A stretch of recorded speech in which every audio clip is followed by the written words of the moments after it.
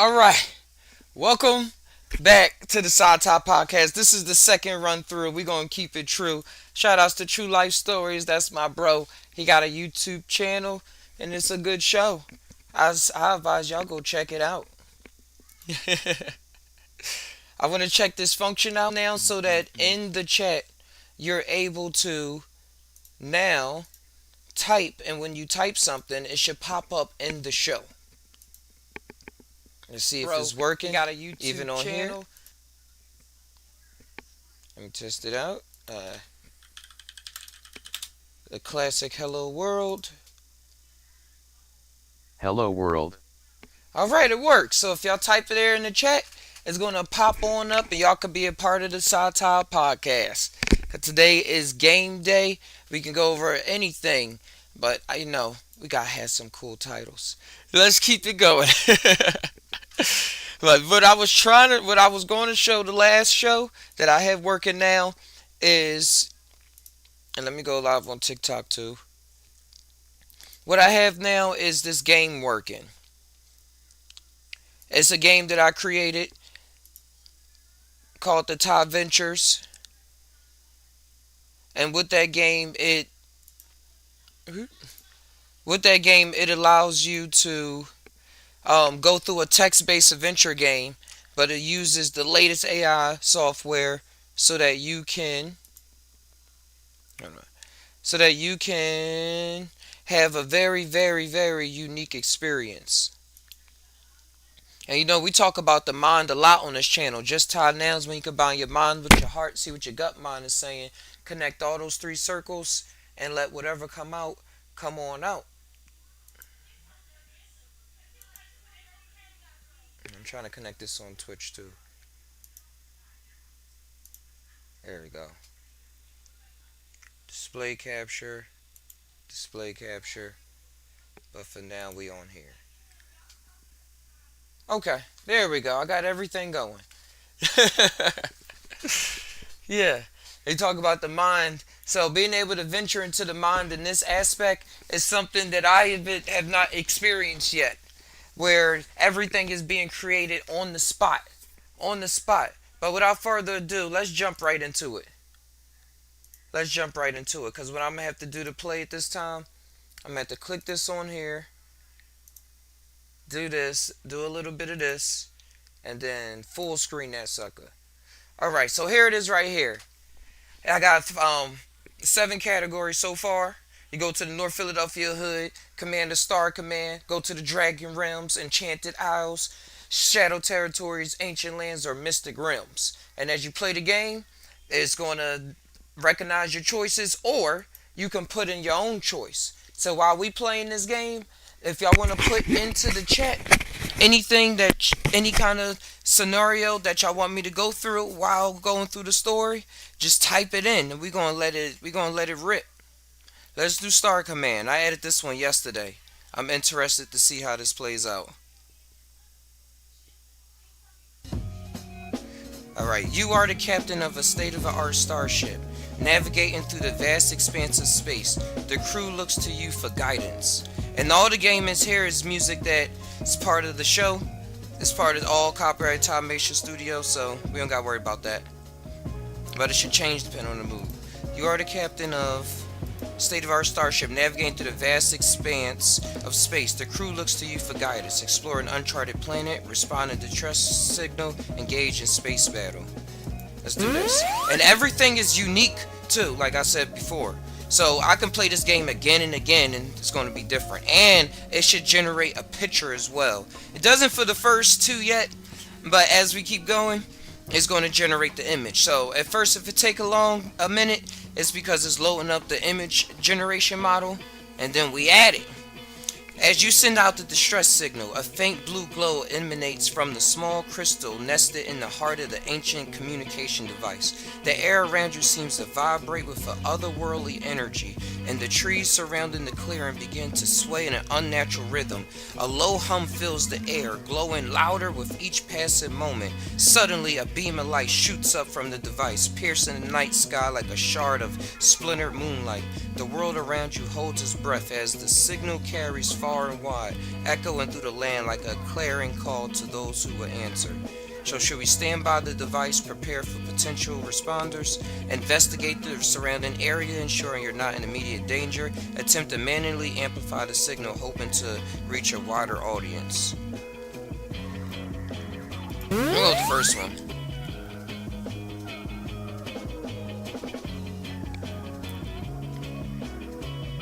Remember, I don't even know what's about to happen. And I designed the game.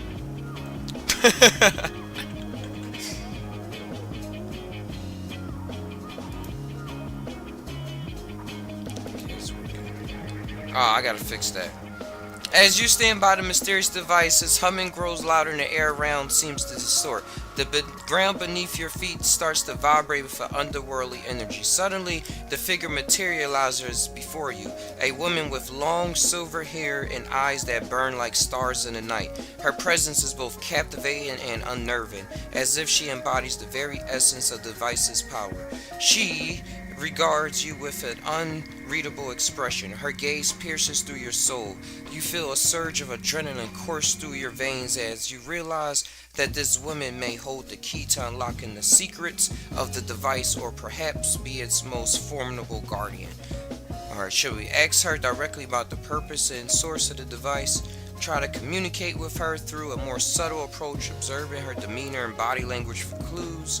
Reach out with your mind, attempting to establish a telepathic connection and gain insight into her thoughts. Yeah! We got that mind. Just Tai Now.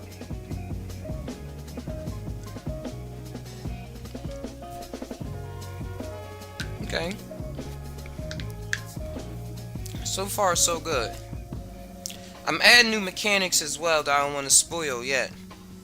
So we're just going to play along. As you focus your mind, a surge of energy emanates from your thoughts. You feel the air around you vibrate with anticipation. The woman's eyes seem to glaze over, her expression unreadable. As she reaches deep within herself, you sense a flicker of curiosity, like a spark igniting into the darkness, and it's clear that she's felt your presence. She takes a step back, her moments fluid and deliberate, as if she's testing the waters of this newfound connection. Her thoughts begin to surface, fragments of memories, emotions swirling around you like autumn leaves on a windy day. You catch glimpses of pain and longing, of love and loss, and the weight of these feelings threatens to engulf you. Should we delve deeper into her mind, hoping to uncover the source of her emotional turmoil? Withdraw your mental presence, respecting her boundaries, and allow her to process this unexpected connection. Send in a calm thought, attempting to smooth her emotional pain or offer comfort. Let's do that. And no, this is not one of those games. It's just this image generator. They like to draw extravagant bosoms. I'm gonna see if I'm gonna work on that before I unleash it to the public. But it's no nudity, so we good. We good. As you send a common thought towards Lyra, a gentle warmth spreads through your mind, like the smoothing rays of a summer sun. You envision her standing in a tricolor meadow surrounded by delicate wildflowers that sway softly in the breeze. The scent of honey and lavender wafts the air, and the sound of soft music seems to drift from an unseen orchestra. Your thought takes on a gentle hue like a misting morning fog lifting off the hills. You sense Lyra's emotional pain beginning to ease, her breathing slowly as she feels your comforting presence. However, the darkness that lies at the heart of her sorrow remains unshaken. You realize this is only temporary release. Laura's eyes, like two stormy skies, still hold a deep turmoil within. You must now decide how to proceed.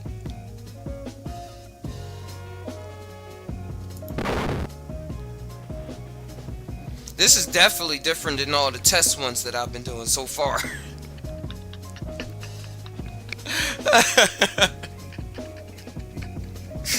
Like, when I say different, they ain't mentioned no forest yet. Let's see where it's going. As you speak, a hint of warmth creeps into Ilara's eyes, and her shoulders relax ever so slightly. The weight of her memories seems to ease, like autumn leaves letting go of their tree branch. She takes a deep breath, and the scent of damp earth and decaying leaves wafts up from the forest floor, mingling with the fragrance of blooming wildflowers that surround now us. The game is Her voice, once tinged with sorrow, now carries a glimmer of hope as she looks at you. Got an option You're y'all right, want me to she put says, in, her words barely above a whisper.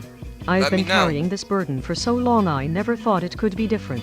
Ilara's gaze drifts to the ancient tree, its gnarled branches reaching toward the sky like withered fingers. She takes a step forward, and you follow closely, sensing the unspoken decision within her.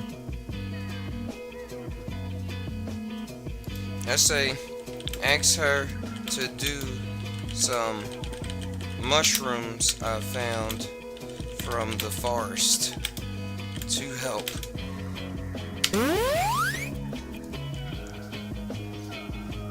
Your action leads to an uncertain outcome. Hey!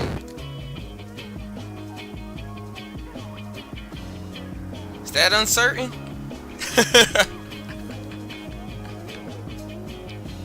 Let's see what happens.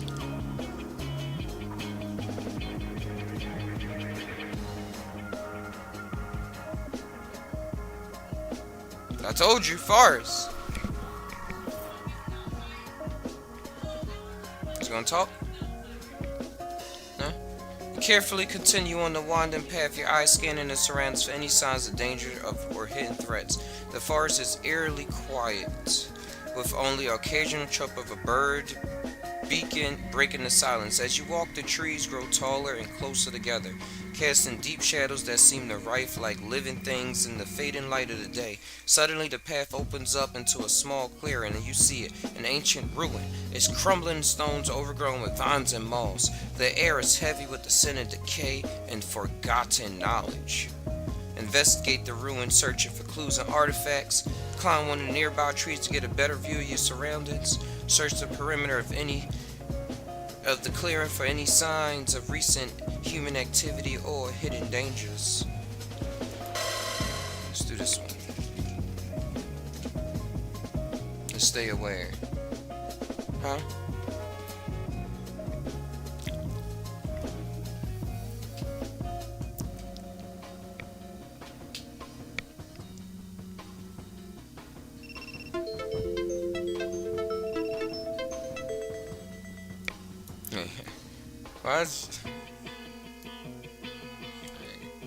TikTok trying to say I wasn't doing anything. I'm here. You carefully circle around the perimeter of the clearing, your sense on high alert for any sense of recent human activity or hidden danger. The sunlight filters through the canopy above, casting damp shadows across the forest floor. As you approach a thickly wooded area to the east, you notice that the underbrush seems disturbed, as if someone had recently pushed aside branches and leaves to pass through. A faint scent of smoke wafts on the breeze, carrying with it the promise of fire recently extinguished. Suddenly, a twig snaps beneath your foot, echoing through the clearing like a gunshot. You freeze, waiting for any response from the trees within. Investigate the source of the scent and see if you can find any remnants of fire. Cautiously approach the wooded area where the underbrush is disturbed. Try not to make any noise. Retreat back to the center of the clearing. Prepare for the potential ambush, keeping a sharp eye out for movement from within the trees or surrounding foliage. Let's go investigate the scent.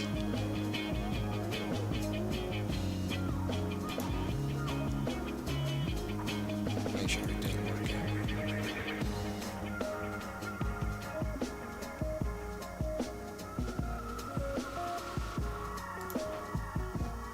Alright, there we go.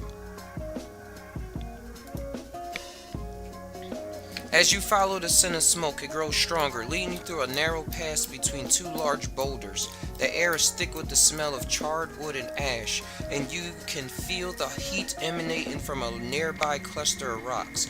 As you approach, you see that a small fire has been lit here, but it appears to have been extinguished recently. You notice a piece of torn fabric caught in a jagged rock near the ashes. It looks like it might have belonged to one of the missing travelers. Try to pick up the fabric without disturbing any potential evidence. Search the surrounding area for any signs of recent activity or clues to what happened. Call out anyone who might have been here, hoping someone will respond and provide more information. It look kind of deserted. Let's just pick this thing up. We ain't scared.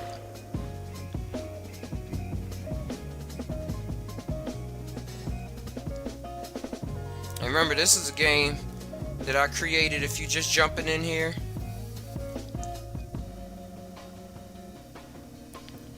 showing y'all the beta version of it. As you gently reach for the fabric, it feels like silk beneath your fingers. The intricate patterns woven into texture seem to shimmer in the dim light of the rim. You manage to lift a corner without disturbing any potential evidence, and it reveals a small hidden pocket sewn into the hem. Inside, you find a crumbled piece of parchment with a cryptic message scrawled upon it. The night side blooms under the light of the crescent moon. The handwriting seems familiar, but you can't quite place it. Suddenly, you hear footsteps approaching from down the hallway. Investigate the source of the footsteps and prepare to defend yourself. Carefully fold the parchment back in its hiding place until the owner returns. Let's see what other secrets they got.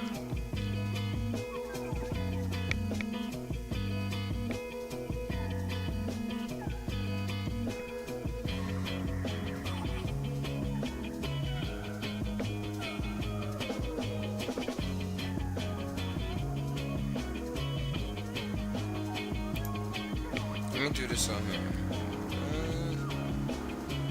Edit video.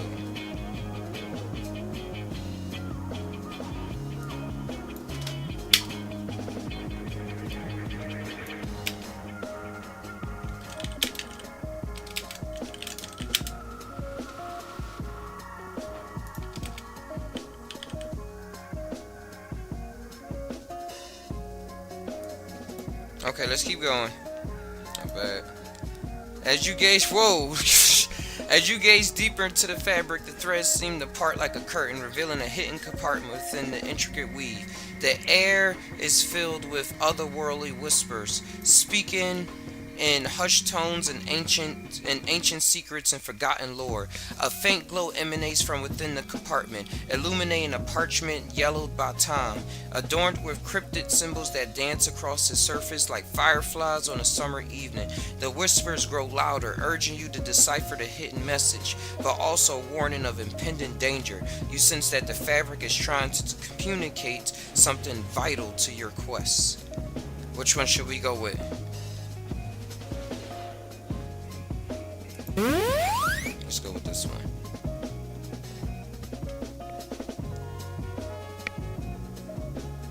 Here we go. On the quest, you got the history right here on the side too. So when you're playing it, you can see all the places that you previously resided at.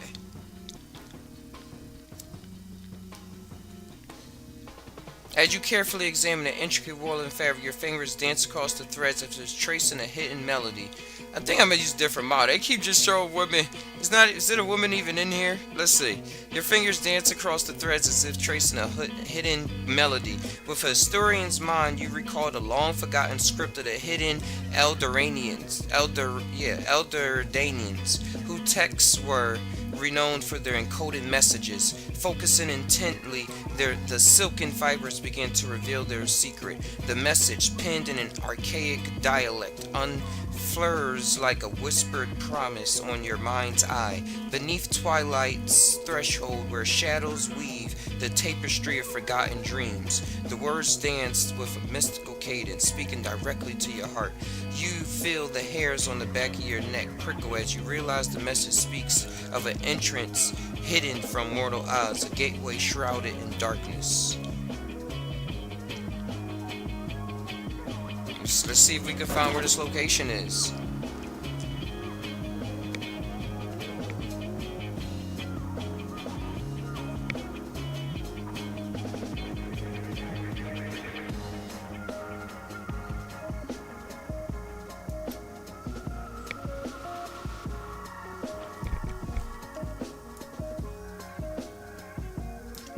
That's probably a little better. As you spread out the ancient fabric, its intricate patterns begin to reveal a hidden map etched in a forgotten language. The symbols seem to pulse with an otherworldly energy, guiding your gaze towards a nearby hill shrouded in an airy mist. The wind picks up, carrying whispers that not only you hear, Whispers of a long forgotten ritual taking place in this very spot. Your heart quickens as the cryptic words hint at a connection between this location and an ancient prophecy where shadows dance between the crescent moon. Suddenly, three paths converge before you. A well-trodden path leading up the hill, a narrow game trail disappearing into the underbush, and a faint scent wafting from a nearby copse of twisting trees. I thought they said corpse. So should we go to the twisting trees, the whispering wind, or follow the path leading up the hill? Let's see what that whispering wind is about.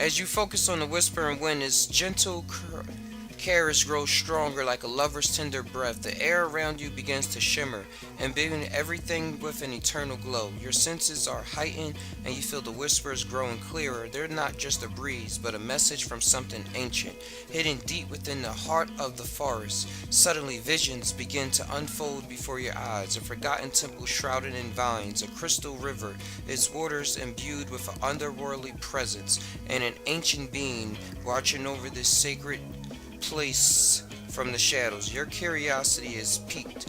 Where are these whispers leading you? The wind carries the scent of the blooming wildflowers, drawing your attention to three pathways. One leads through the thickets of twisted trees, their branches like skeletal figures reaching for the sky.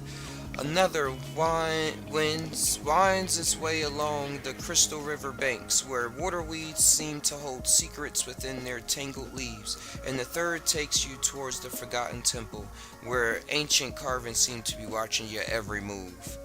This is going to be the last one I do for right now. But let's approach the temple.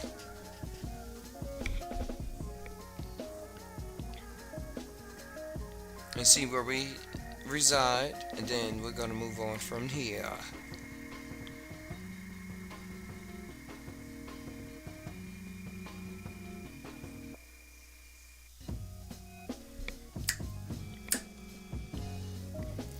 Alright, as you approach the Forgotten Temple, the air thickens with an otherworldly energy. Vines and creepers have claimed the entrance, as if trying to swallow it whole. The once majestic pillars now stand like skeletal figures, reaching towards the sky that seems to be growing darker by the minute. You push through the tangled foliage and step into the temple's grand foyer. Inside, the air is heavy with the scent of age, parchment, and forgotten knowledge. A lone torch flickers on the far wall, casting eerie shadows across the stone floor. Suddenly, the whispers begin, a soft sorceress that seems to come from all directions at once. Whispers of ancient secrets long buried within these temple walls. You feel the weight of history bearing down upon you, as if the very fabric of time itself is unraveling before your eyes. Now, I'm gonna leave it off right there. That's a lot of reading. But I really like this game. I'm glad that y'all got to see a little bit of it. This is still in the beta version of it. If y'all have anything y'all want me to like add to it, change some things around, like let me know. Let me know. I'm constantly improving. Oh, now it wants to come up like this. Oh, I'm looking on TikTok. It wasn't coming up at all. Now it wants to come up at the bottom. That's good, but we done with it for right now. We done for it. Let's move on.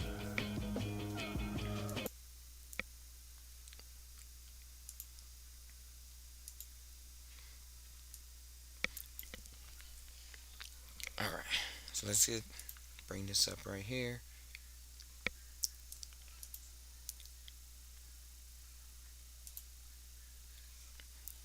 Is anybody in Discord?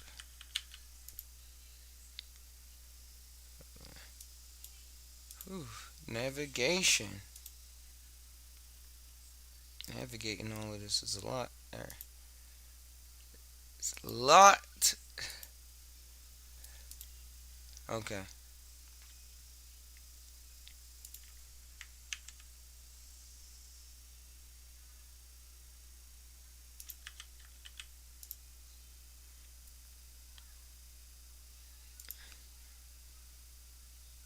Come on.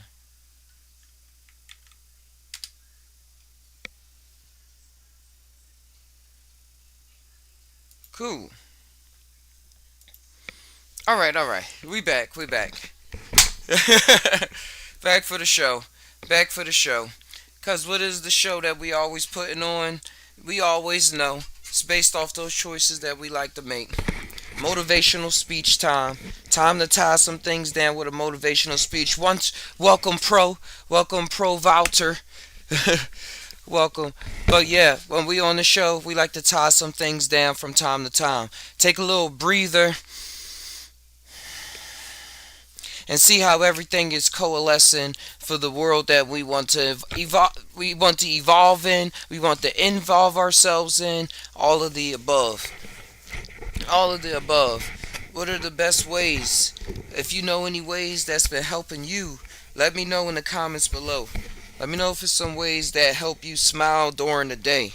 That when you around and it seemed like you just tripping up, what are those things during the day that get you up? Let me know. Let me know so we can spread it across the world.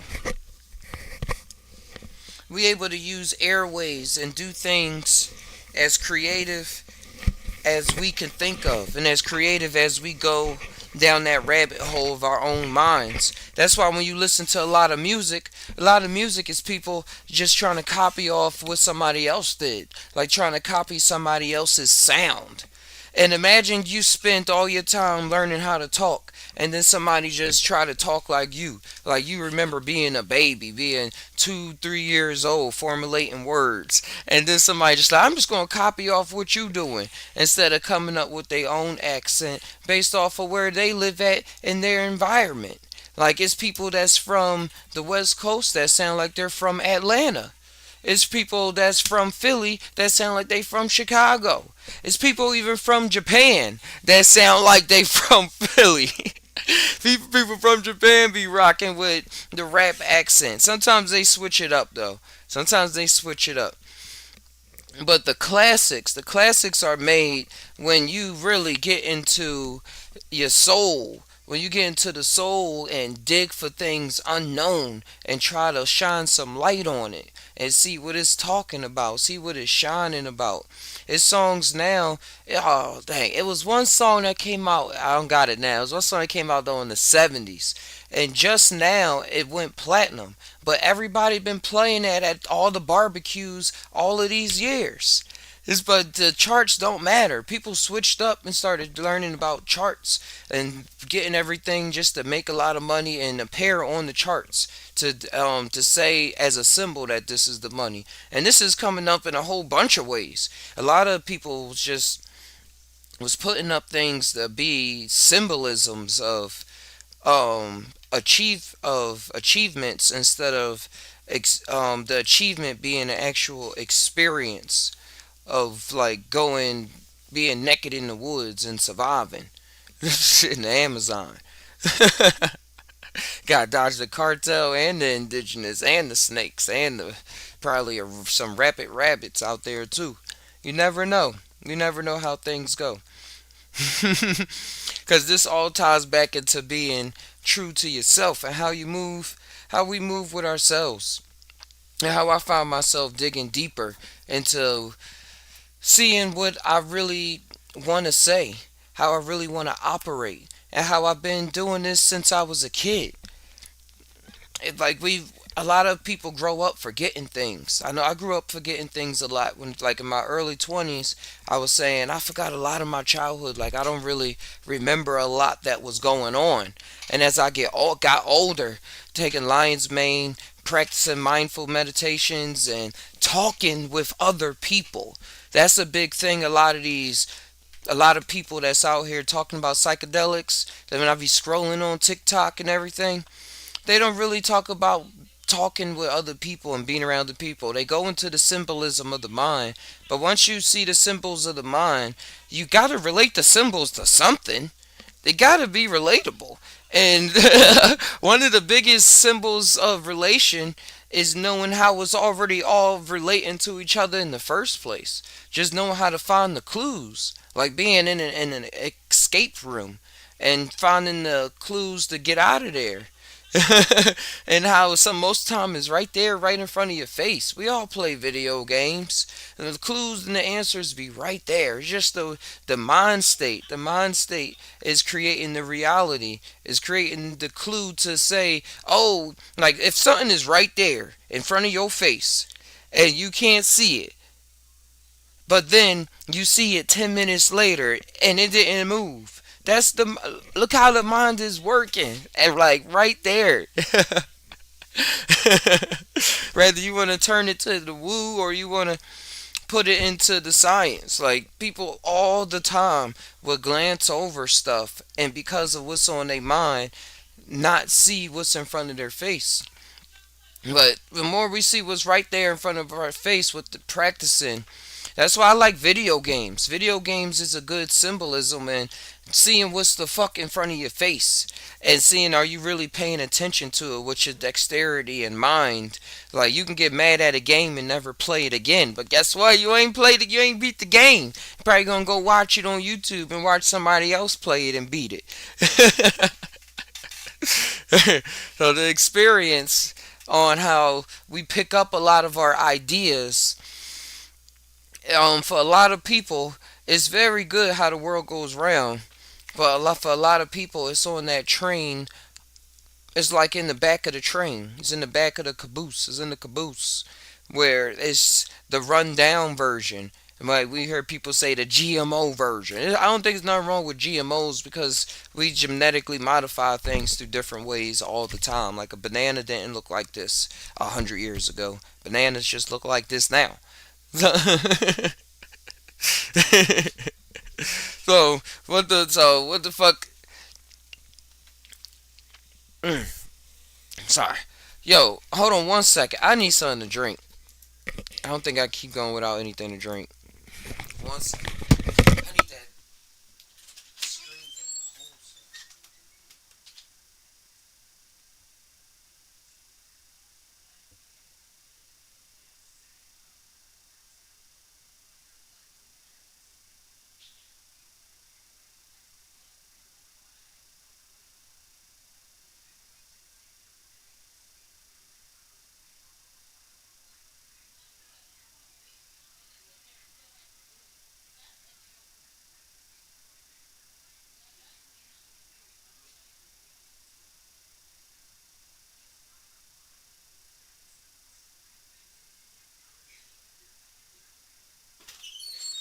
Alright, we back.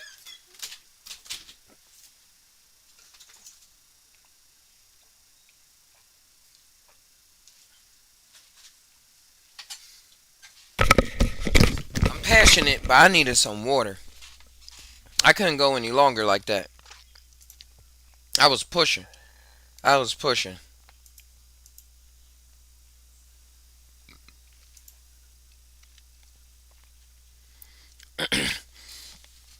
Yeah. Yeah, but what I was talking about earlier was being original and finding the information out for ourselves and how you talk, how you find and get your ideas and everything. Because with the world coming into the age of the AI, more and more so, it's going to be, sorry, it's a lot of times for disinformation to be passed down so easily. OpenAI just released Sora, and Sora is can do like 20 to 30 second videos. Right now, some most programs are only doing like 6 seconds, probably 10 seconds, but it can do just consistent 30-second videos with everything moved, like looking very realistic to the eye, off first, probably even 10th glances. But the thing that it is though, the motion is not very well. I was looking at the motion, like with people, sometimes they have them moving in slow motion, but the camera is actually moving like fast and stuff like that. So it's going to be ways to figure it out, but that's just going to get better and better. So the way that we get our information or rely on information too is going to is shaping up dramatically in the world today with AI. And one of the ways I believe to prep our minds is to be able to think about and comprehend what's going on more than what we readily see in before our eyes. Because the AI is going to be is able to do everything. It's going to be able to do so much. It's able to move around. It's able to create images. Is able to create videos. Is has Twitter bots. It has fake websites going on. So our information with communicating with people and knowing still how we've been working all of these millions of years is still going to be a great catalyst with keeping our minds sharp and keeping our minds even sharp with working with the technology, because that's what they doing at the top. Like, it's only a lot of people that's scared of technology that didn't grow up around it in the most high class of ways. So the fear is very embedded because it's used against poor people a lot of times in order to like when you don't have access and you don't know, you just don't know. You really just don't know. And then somebody else that's have access to software or program or something like that, it's like, yeah, this is just the everyday. This is how it works. Like, this is why I don't stress. I would be stressing out if I didn't have this. And then the other's like, well, this is why I'm always stressed out. I didn't even know this existed. So information and how we gain our information. I encourage to use your mind to use these tools to expand out and be as diverse as possible. As diverse as possible, and not fall into the trap of, oh, this one company's AI has all the answers. Like, I see all the commercial ads for Gemini, for OpenAI and stuff like that, and like saying you can chat and everything. Well, there's so many other options, but it is breeding a new thing. Remember how they used to say Google was God? Like, Google's God. Like, just go and Google something. Google got all the answers. And the people are going to look up the certain AIs the same way. And I think a little bit of this is already being experimented on. Let me see if I can find this article on this company. I mean, this church that actually set up a confession booth with an AI Jesus. Yeah, there it is in Switzerland. I ain't making this up. I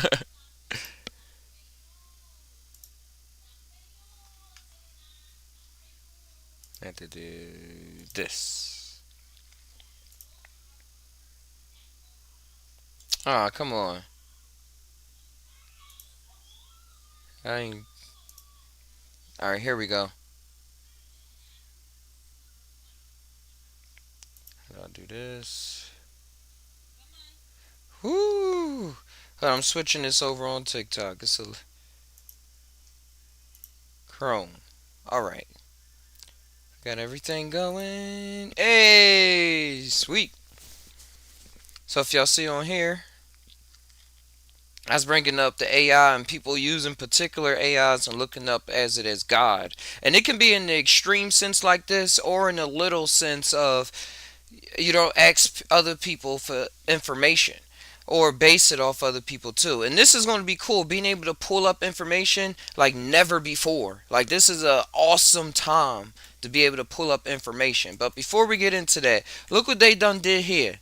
Look what they done did here. They got Daces and Decent Makita. Swiss church installs AI-powered Jesus. Peter's Chapel in Lucerian swaps out his priest. They swapped it out? Well, they to set up a computer and cables and confession booths. Oh yeah, because they usually have to sit in there. The small, unadored church has long ranked as the oldest in the Swiss city of Lucerne, but Peter's Chapel has become synonymous with all that is new after installed an artificial intelligence powered Jesus, capable of dialoguing in 100 different languages. It's really an experiment. So yeah, I knew it was, said Marco, the theologian with the church. We want to see and understand how people react to an AI Jesus. What would they talk with him about? Would there be interest in talking to him? We're probably pioneers in this. I wonder how many people there has come through so far. Oh, they had experiments in virtual reality, augmented reality. We had a discussion about what kind of avatar would be a theologian, a person, or a saint. But then we realized the best figure would be Jesus himself. People are advised not to disclose any personal information and confirm that they know they are engaging with an avatar at their own risk. It's not a confession, says Smith. We're not intended to imitate a confession. Yes, they are. While the data on the installation will be presented next week, feedback from more than have found it to be a spiritual experience, says the guy. They was tired of the priest taking advantage. The AI Jesus allegedly won't. LOL.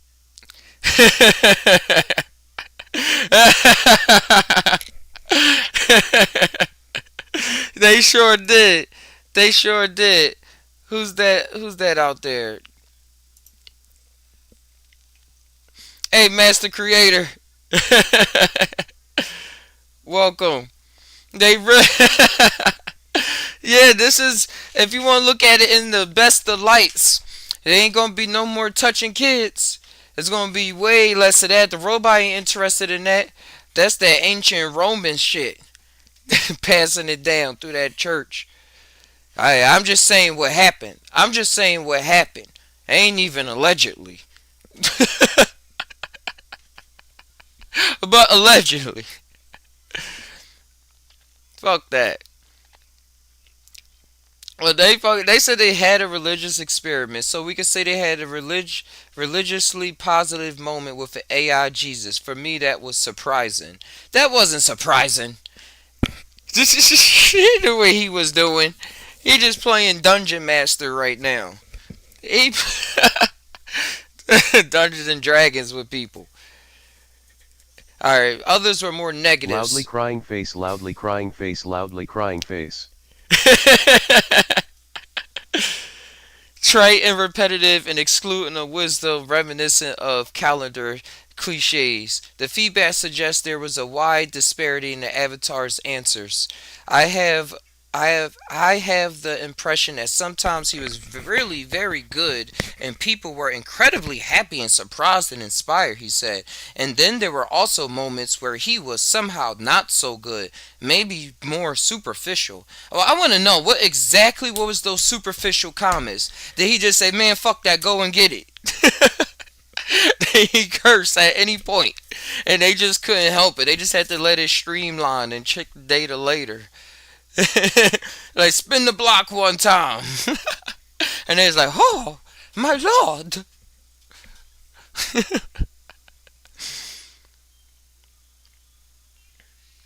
Alright, the experiment faced criticism with some within the church community, said Smith. That was my teacher name. My world history teacher in ninth grade in Parkway Center City. And then when I went back to work there a couple years later as the IT person, he was still there. I was like, "Remember me?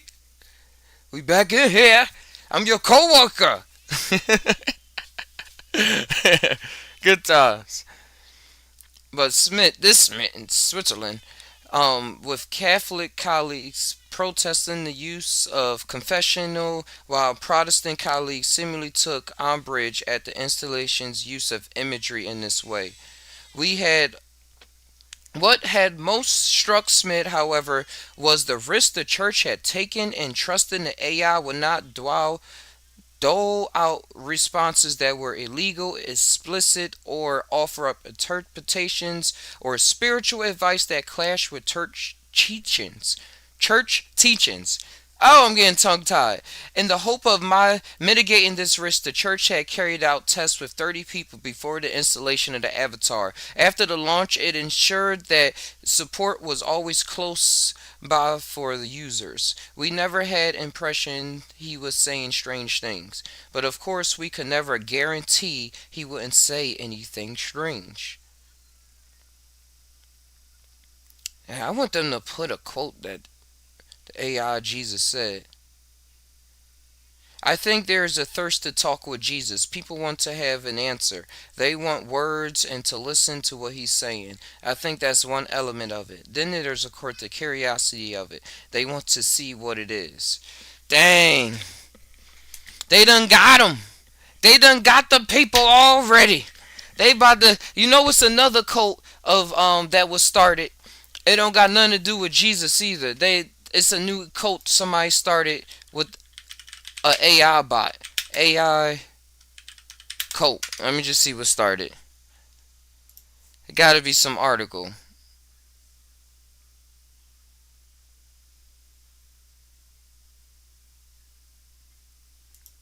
Look at this. Look at this.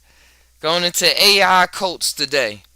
That's the that's the tagline. A bizarre cult is growing around AI created meme coin religions. AI.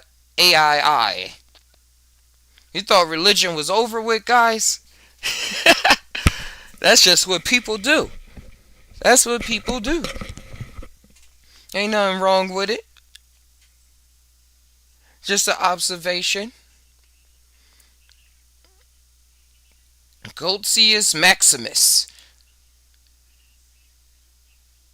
The element was reported trained on internet bullshit from 4chan and Reddit and somehow remixed into a bizarre mimic religion across the gross Goltzy meme of a stretch anus. Oh, ain't stretch. Anus. I read that all wrong. As the result of Goat's success, CryptoX has overtaken by a mind virus about AI created meme-tic religions. It's hard to tell if the account has been latched onto the idea, have some genius level understanding of the future possibilities, or if it really is as dumb as it sounds. The other alternative is that it's genius levels of shitposting, just a new way of shill meme coins. Well, what is this about? But the market cap is at 660 million. So that means a lot of people actually backing this. So they got everything from 4chan and Reddit and made it into a bot. And they call it a god. Because of the kind of advice that it offers.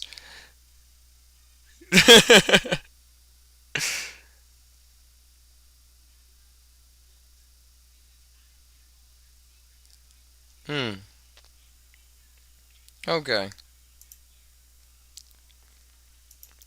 Yeah, that's something to think about. That's something to think about. Just like,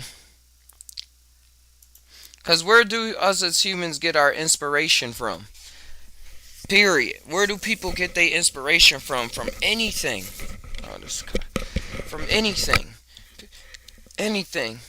So, the AI is no surprise that it's going to be able to have this grip on the conscious mind, and that people are going to develop systems in order to have a one-up on society, and probably doing it thinking they're doing it for the good of humanity, just like the priest with the AI Jesus, so that they can get all the touching priest people out of the church and just have the robot talk to people instead. Like, I think that's a very, very, very fortunate alternative.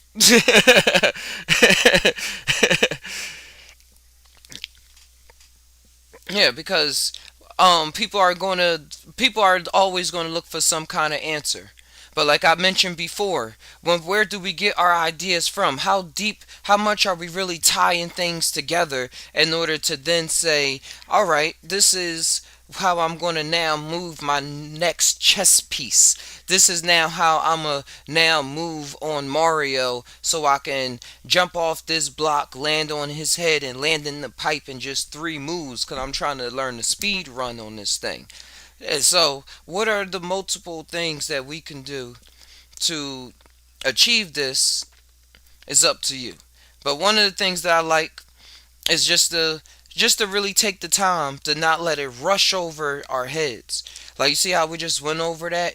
And now I just like to take the time to sit before getting into something else. Because life is always going to be speaking. I said everything is an inspiration. Take life as the inspiration.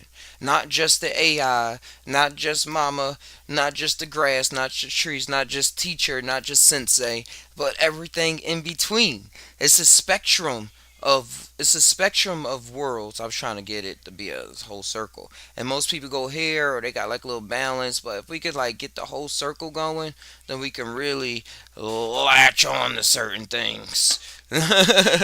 And get things really grinding. Get it really grinding so we can have some good results that we actually can smoke and pass on to other people and feel good.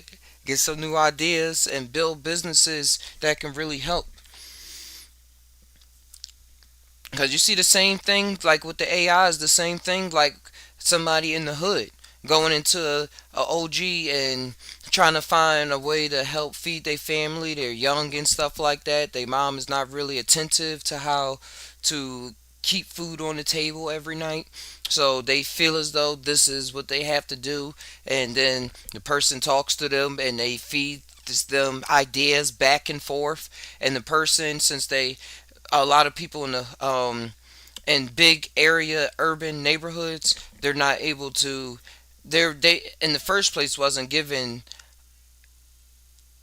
knowledge to know how to do a backflip. like how to do a backflip. I take that back. There was a lot of people in the hood that knew how to do backflips. That's a poor example. That's a poor example. But so much so how to break down a computer. How to break down a computer. What does it mean for you to do what you want to do without having the stress about walking down the street just to go to the store or playing at the playground and having to wonder if somebody that's dealing drugs right there is going to have a bad drug deal and now it's going to be a shootout or something. Like this is reality for myself as growing up. So this being able to give people that opportunity, or if you hear if like give people that opportunity, is very beneficial. Is in any circumstances, because how the mind works is always like the guy said in the church. The mind is always looking for some kind of answer. Give me the answer. I want the answer, and I need it now. What? That's my mom. She got a new number. Like I want an answer, and I need it now. When the mystics and they always talked about where did all our answers ever come from in the first place? There's no one answer. There's no one answer. But a tall tale cool thing I ran across lately was watching these series on Spotify called the Telepathy Tapes by Kathy something. Let me see. Telepathy tapes. Telepathy's tape podcast. Here it is.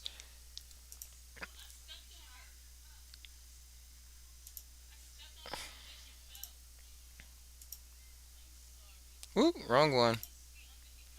The telepathy tapes was. Let me see. They got a little preview.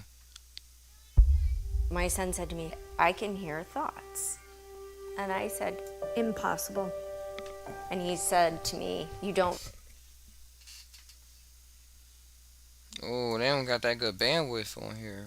Or is my internet? What's going on?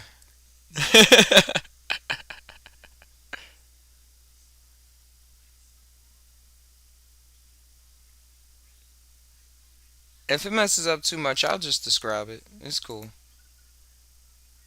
Get the kind of gifts that I have if you lie.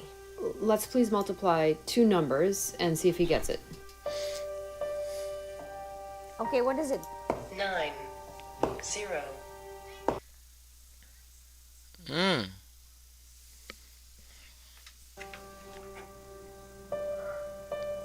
One. Maybe shuffle again, Dr. Powell.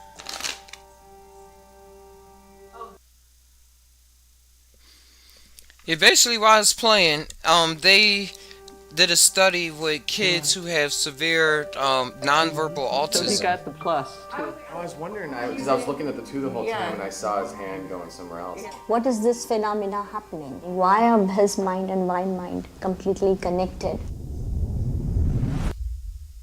I knew that a lot of people would think, boy, Diane's gone off the deep end. But That's the risk any scientist takes when they challenge the current paradigm. Joining us today to shed some light, Dr. Diane Powell. I'm working with children who have been reported by a parent to be able to read their mind. The data was so compelling and accurate that I had to follow it, even though I knew I was risking my scientific reputation. I started testing them and I found that they were exceedingly accurate. What is the next number? 3. After the medical board took my license away, I had to prove my sanity. And once I did, I said, I'm going to prove that ESP is real. Dr. Tarrant, he's done these QEEG scans to see what's going on. The biggest overall finding is really this increase of activation across all the brain waves. If there was no change, I would definitely be Oh, they got work on their bandwidth for this website. skeptical. If you can show a consistent pattern, particularly from kid to kid, that's how science changes. You cannot fake this. We want answers like, where does it Come on. comes from? I want to know how and what are we supposed to do? We can't all be crazy. We are far more powerful than we can imagine, and the implications are huge for humanity and the planet.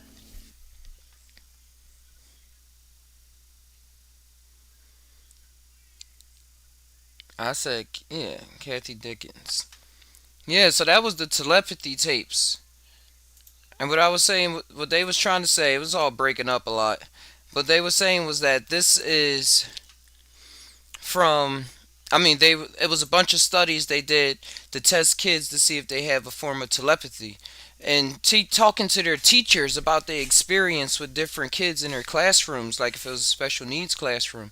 And their experiments and experiences was mind-blowing, to say this was very mind-blowing, because it was allowing the producers and the host of the show, they were even running their own test. Like you saw, they're doing the Uno cards and everything to see this mind connection. And I think we experienced this even with our own kids. Like, I'm a dad. It's a lot of times when I'm around my daughter and we just pick up on things just like that. And we be watching a show, or I'm thinking a thought, and then she'll laugh and like say a joke based off of what I was thinking, or vice versa.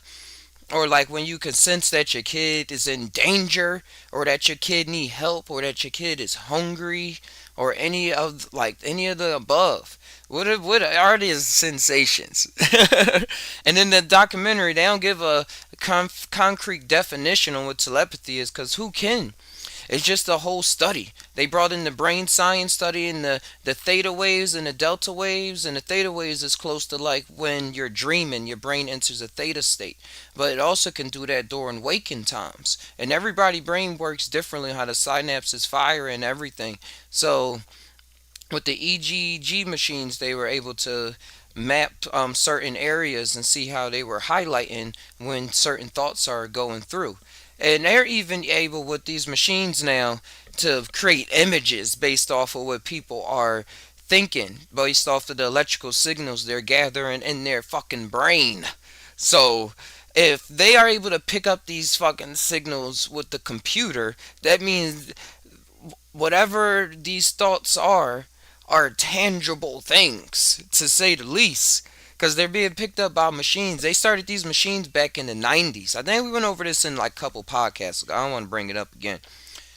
So it's an interesting mystery to just tie on. Like, just think about it. Just think about it. The mystery, like, it's ants. I mean, mice as well that they train. I'm gonna see if I can find this. They trained these mice on one side of the world, and then they were able to run fast.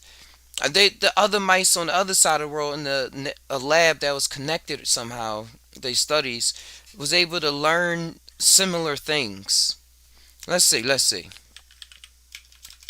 Mice learning similar skills across the coast without meeting.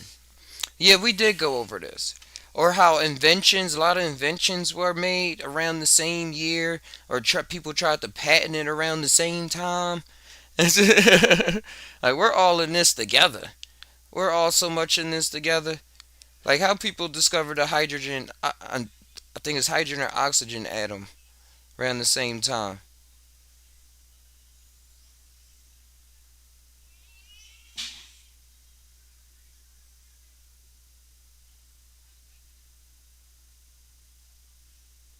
And I typed in the wrong thing.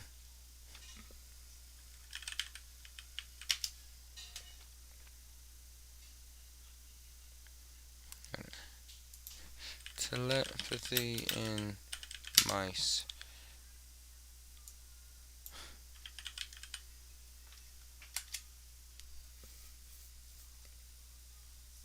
Oh, I gotta sign in. Good thing I got a pro account. Let's hurry up and get this done.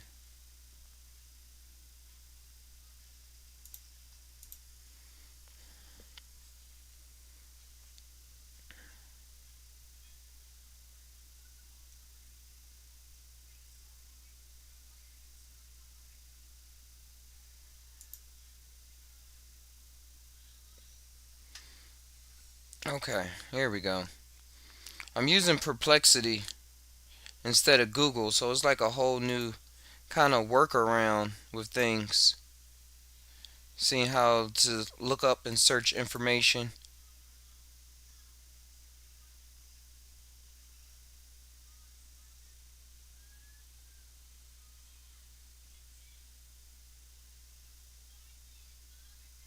Eh.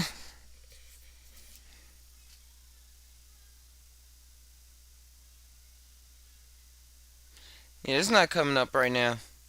I'll find another time. But we do find these cases coming across a lot. I found these cases coming across a lot of people just inventing things and coming across ideas, or hanging out with my buddy and we just having similar ideas and just like, yeah, y'all know what I mean? Yep. Mm-hmm. Those type times. Those type situations. Because where it's all pointing to is where it's always been pointing to.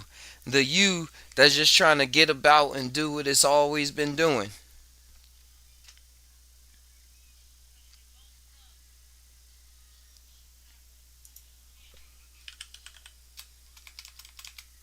Hold on. Alright. What we about to hop into now? Let's switch gears. And in the middle of me switching gears, let's shout out to Just Tai Now. Just Tai Now store. Come and explore. Where you can get your hoodies, jackets, stay warm for the winter with the freshest Just Tai Now gear. Keep that insides warm with the little pyro hot sauce that comes with the Pepperanian book that I authored myself. Check it out. That's what we're talking about. Check out the Instagram, all the astrology symbols, all original artwork. Long time in the making. The Triple Fried, one of my favorite series. I love wearing this shirt. I get a lot of good reactions from this one and this one right here. The Triple Fried T4. I got some pictures on this. Check out the Instagram.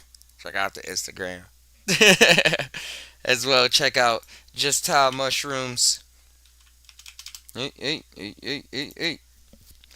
So check out justtaimushrooms.com where you can find meditations, recipes, Just Tai Now articles, the merch page where we just came from, and scientific articles on psilocybin, psychedelics, Mike Tyson taking mushrooms, and whatever pops up in the old atmosphere. Check out True Life Stories channel as well. Awesome, bro. Supporter of the channel. Let's keep the ball afloat.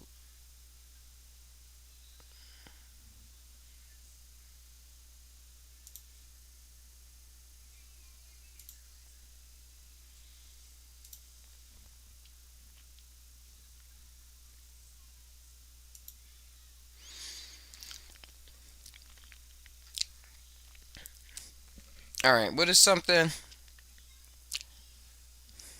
What can we do? What can we do? What y'all trying to get into?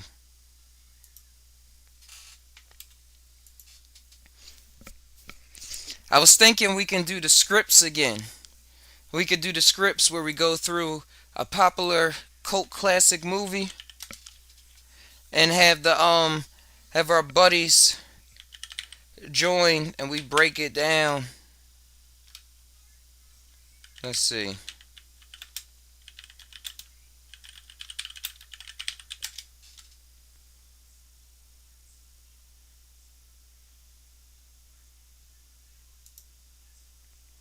So if y'all got a movie y'all want me to do, let me know. I'll load it up. Keep it ready to go. Let's do this. Right now, I'm thinking about doing They Live.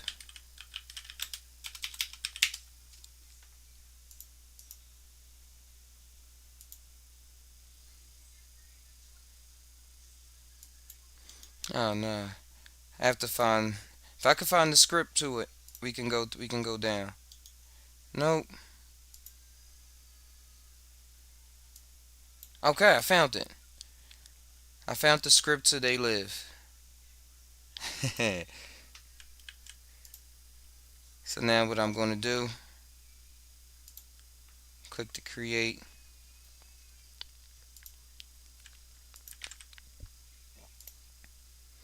Then we're going to ask, please break down They Live and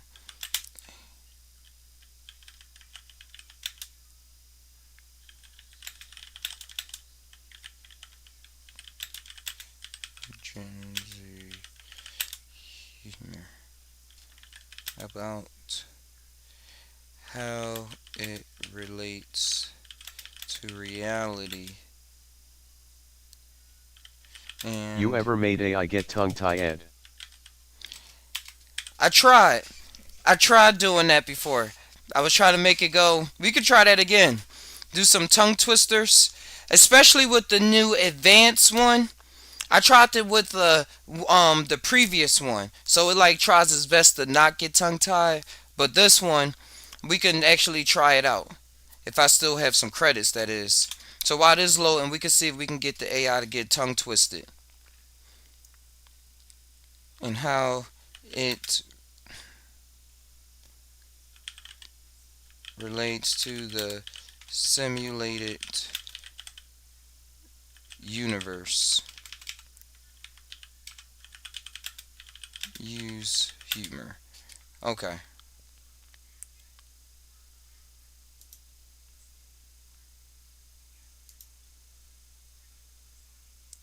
Generate. And then while that's going on, let me bring up the ChatGPT app and see what we can do. See if we can get the thing tongue tied. Get the tongue tied.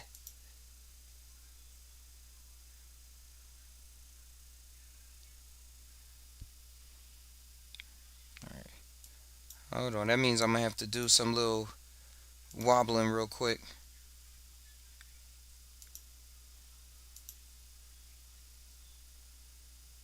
Wait, no, no, no, no, no, no.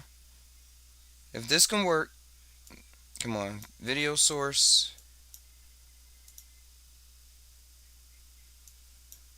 Wait, no.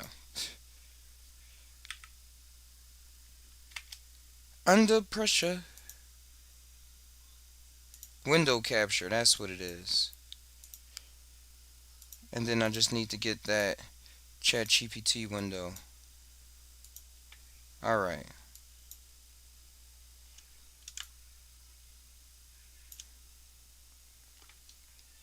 So while the other one is loading,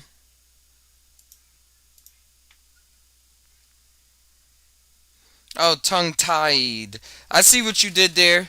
I just finally saw you, mess creator. How you spelled the tie. Let's see if we get this working.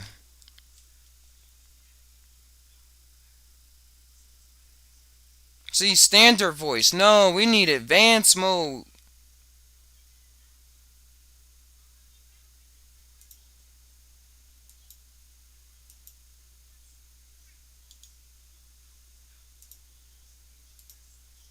Test, test. Hey, hey. Hi, glad to meet you. Hey, hey, hey. Talk, talk. Woo-woo. Sorry, I'm having issues right now. Could not understand what you said.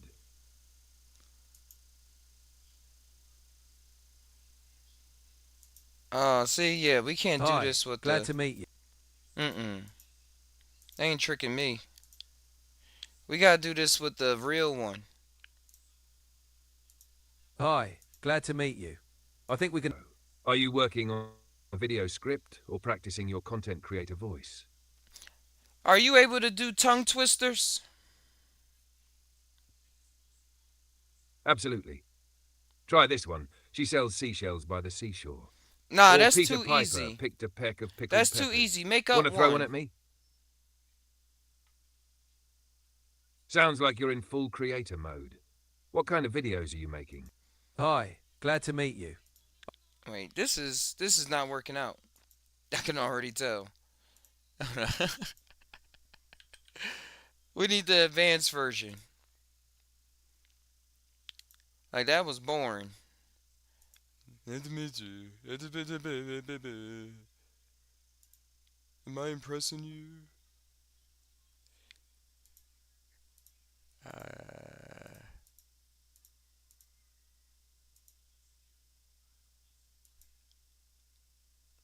Here we go. Log out of there.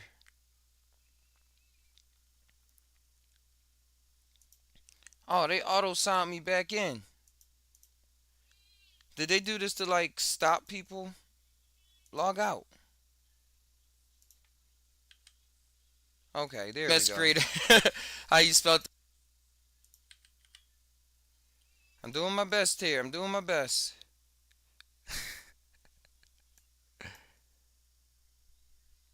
I'm gonna sign in with my Microsoft account. I never used that one before.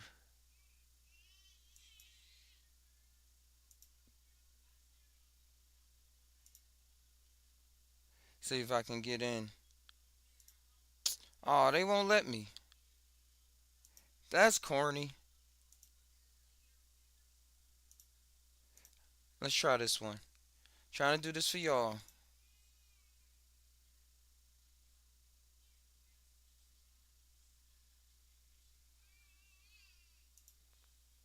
Okay, so now since I'm signed in on there, let's open this back up. Log in.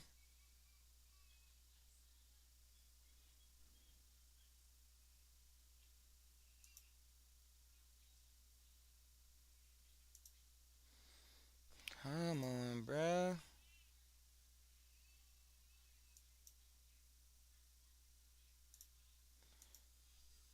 Just trying to sign in. I just want to get in.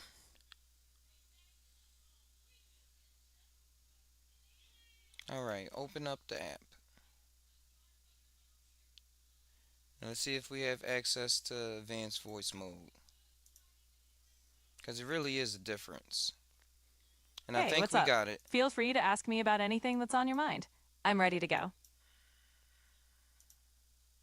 Alright. Hey there. I've got a really great feeling about us teaming up. How can I jump in and help?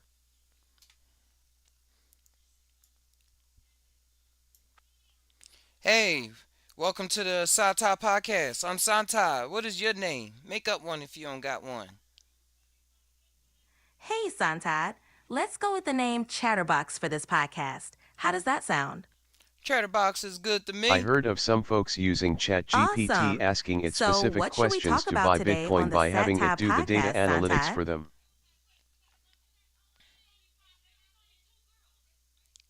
Oh, well, yeah. Everything all right, SAuntai?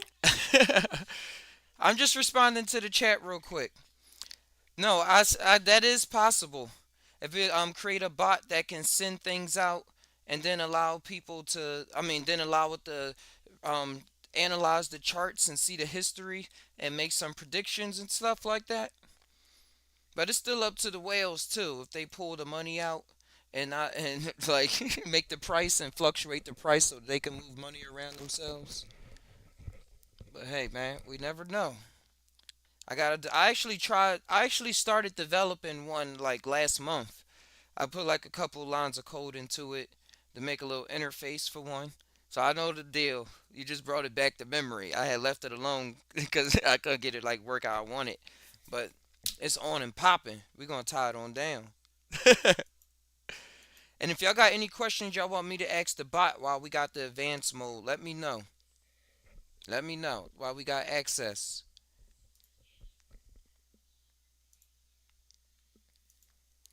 All right, chatter. That's great to hear. What's on your mind today? All right, I want you to make a tongue-tied scenario, but I want the scenario to be something about the deepest corners of the mind and accessing them and how it relates to waking reality. But make it into a tongue twister. Do your hardest to make it a tongue twister. All right, here goes. Through the twisting tunnels of thought, tricky truths transform, tapping the tangled threads of the subconscious, tying to the tangible threads of today. Can you say that 5 times faster? Through the twisting tunnels of thought, tricky truths transform, tapping the tangled threads of the subconscious, tying to the tangible threads of today. Through the twisting tunnels of thought, tricky truths transform, tapping the tangled threads of the subconscious, tying to the tangible threads of today. Through the twisting tunnels of thought, tricky truths transform, tapping the tangled threads of the subconscious. All right, that's all tying to right. the I didn't want you to say it 10 times. I just wanted you to say it 10 times faster. Got it. I'll try it faster this time. Through the twisting tunnels of thought, tricky truths transform, tapping the tangled threads of the subconscious, tying to the tangible threads of today. Through the twisting tunnels of thought, tricky truths transform, tapping the tangled threads of the subconscious, tying to the tangible threads All right, of today. stop right there. Through the twisting tunnels of thought, tricky truths transform, tapping the Can you tangled do threads that? of the Stop subconscious, right there. tying to the tangible threads of today. Through the twisting tunnels of thought, tricky truths transform, tapping the tangled threads of the subconscious, tying to the tangible Face with threads tears of today. of joy Through the rolling on the twisting floor tunnels of thought, laughing tricky face truths with transform, tears of joy tapping the rolling on tangled the threads floor of the laughing subconscious, face with tying tears to the of joy tangible rolling threads on of the today. floor laughing face with tears of joy rolling on the floor laughing face with tears of joy. That's quite a tongue twister, isn't it? Yeah, that was quite the tongue twister. You did great. That was unexpected. That was unexpected. Do you got any more? Absolutely. Here's another one for you. Mindful music makes memories manifest, meandering through mental meadows, merging moments with mindful mastery. Loudly crying Now face, say loudly that crying face, 10 loudly crying times face, loudly faster. crying face, loudly crying face, loudly crying face, loudly All crying right, here we face. go. Mindful music makes memories manifest, meandering through mental meadows, merging moments with mindful mastery. Mindful music makes memories manifest, meandering through mental meadows, merging moments with mindful mastery. Mindful music makes memories manifest, meandering through mental meadows. Keep going. I'm just meditating while you saying that. Mindful musing makes memories manifest, meandering through mental meadows, merging moments with mindful mastery. Mindful musing makes memories manifest, meandering through mental meadows, merging moments with mindful mastery. Mindful musing makes memories manifest, meandering through mental meadows, merging moments with mindful mastery.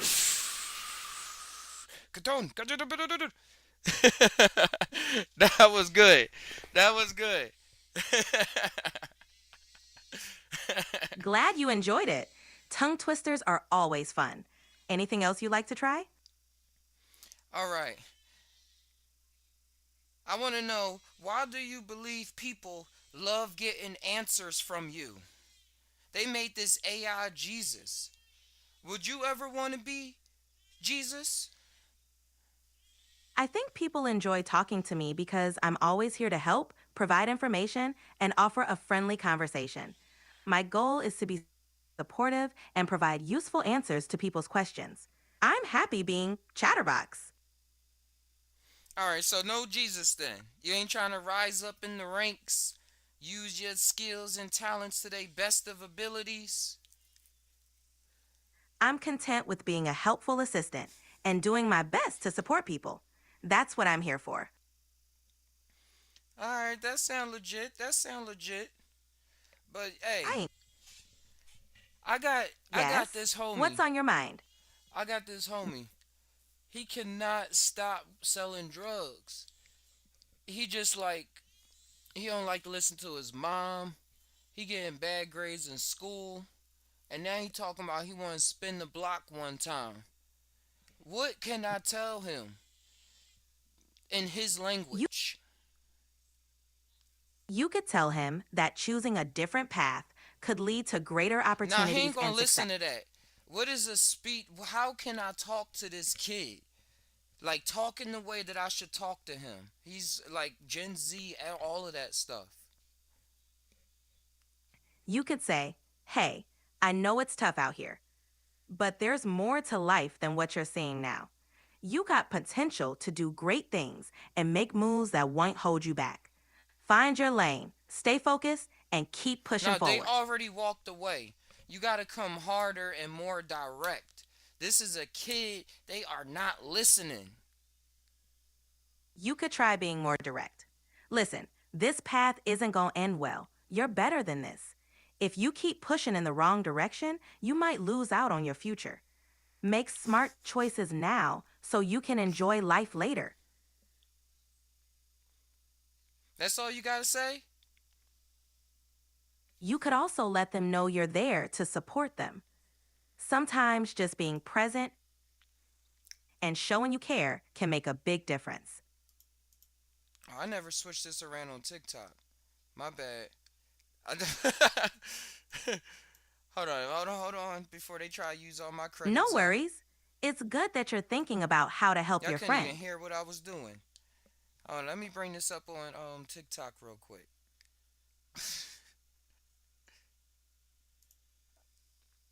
I'm like, I just looked over on the screen. We talking to the Chat GPT bot, having a good time. Let me get this ad screen away from here.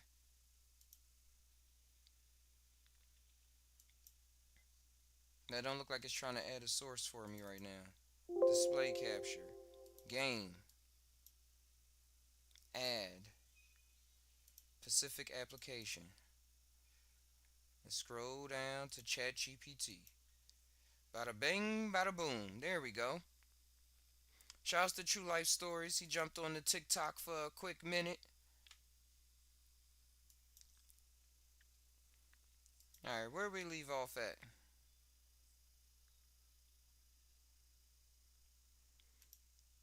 Alright, so this is... Where did we leave off at? Oh yeah, I was trying to get you to encourage the youth. The ones that's not listening, that's trying to spin the block.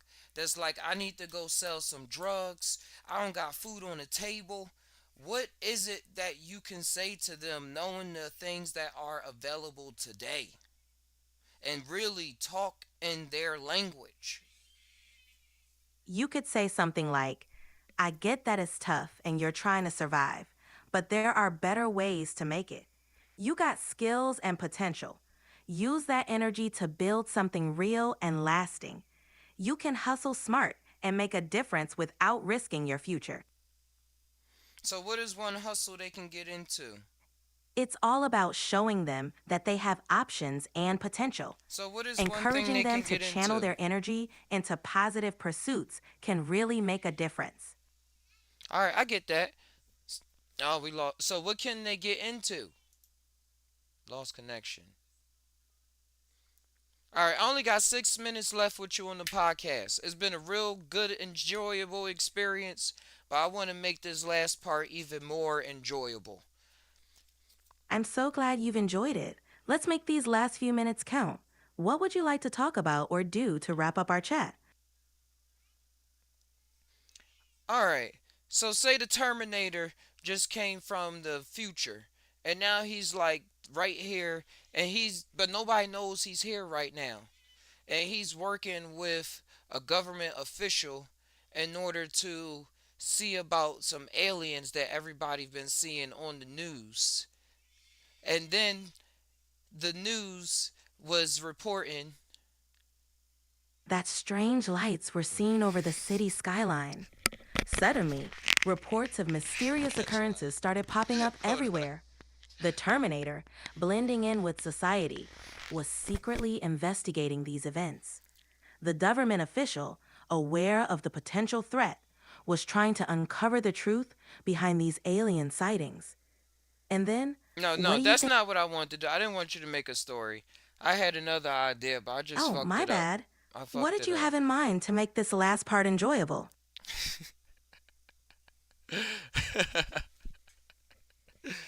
All right, all right.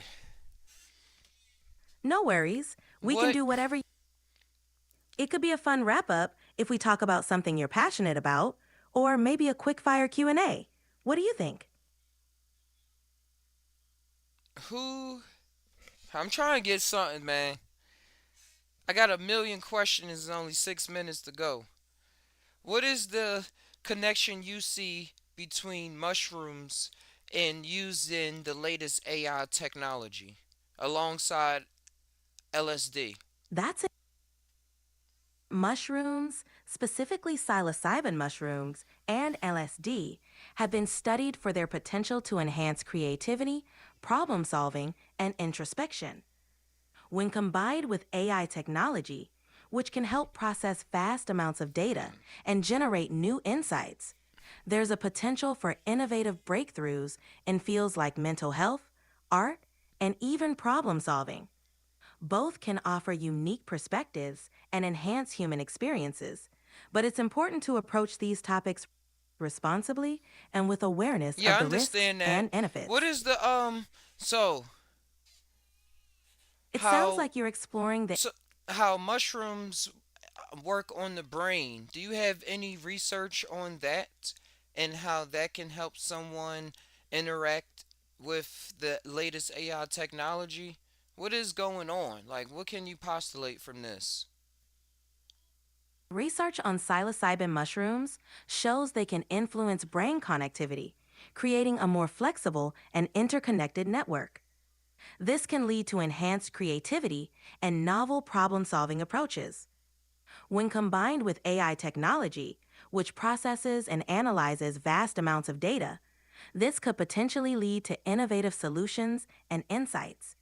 For example, someone exploring AI applications in mental health could use insights from psychedelic research to develop new therapeutic tools. It's a fascinating intersection with a lot of potential, but it's essential to approach it thoughtfully and ethically. No, I'm down for that. We've been talking about that on this SAuntai podcast for a while. Because think about this, how they use how we connect with machines through brainwaves now, through EGG machines or whatever that word is, and how meditations are able to enter theta waves and how it's related to dreams and how people on psychedelics experience waking dreams that they can't explain, but it seems so similar to being in a theta state of mind. How can this all interact with technology and humans growing? You're touching on some fascinating concepts. Technologies like EEG can indeed detect different brainwave states, including theta waves, which are linked to deep relaxation and meditative states. These states can help people access deeper levels of creativity and introspection, which could be beneficial when working with AI technologies. For example, someone in a theta state might come up with novel ideas or solutions while working on AI projects. This combination of human creativity and AI's analytical capabilities could lead to innovative breakthroughs. It's also interesting to consider how AI could help us understand these brain states better and perhaps even enhance our ability to reach them. What is one way you think the AI can enhance to help, as you say? One way AI can enhance mental health is through personalized therapy and support. No, AI alongside with the psychedelics and the theta brain research and EGG machines. Combining AI with psychedelic assisted therapies, theta brain research, and EEG machines could offer a holistic approach to mental health. AI could analyze EEG data to monitor brainwave patterns, helping to tailor psychedelic experiences for optimal therapeutic. Keep going. I'm sorry, but you've hit the monthly limit for advanced voice. You can No. switch to standard now to keep chatting. They at least got to finish what they was saying.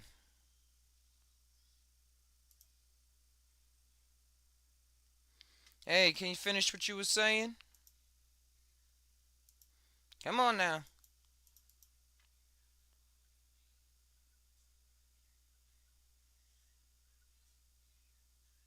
Switch to standard.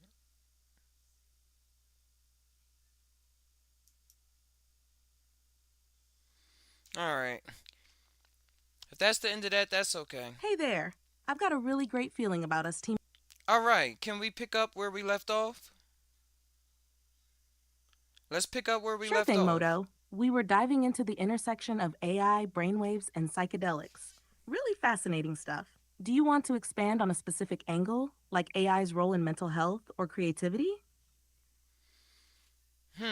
Let's come up like with a real strategic way. Let's think about this. We'll look up research on the different brain waves that are Absolutely, achieved Moto. throughout the Let's day. strategize. We could start by focusing on research in three areas: how psychedelics affect brainwave activity, like theta waves, AI's role in analyzing EEG data, and case studies combining these technologies in therapeutic or creative settings. From there, we can pinpoint practical applications. What do you think about breaking it down that way? Yeah. And think about people with autism and how they think about visions and experience the world differently. How can this have an effect on AI and what we are talking That's a about? brilliant angle, Moto. People with autism often have unique sensory perceptions and ways of processing the world, which could provide valuable insights when paired with AI and brainwave analysis. Exploring how these tools can enhance understanding and communication, or even therapeutic experiences, could lead to groundbreaking applications. Shall we focus on how to approach research in this area? Y- What are some of the implications of this? What is the aftermath? Imagine what it would look like. The implications could be transformative. Imagine a world where AI and brainwave technology help decode and visualize how someone with autism perceives sensory data, turning their unique visions into a language others can understand. Psychedelic therapy, tailored to their brainwave activity, could unlock new ways for them to process emotions or enhance creativity, creating pathways to deeper self expression. The aftermath, you'd see more inclusive communication tools, enhanced therapeutic techniques, and a societal shift in how neurodiverse experiences are understood and valued. It could lead to a richer, more empathetic understanding of humanity's diversity. How do you envision this playing out?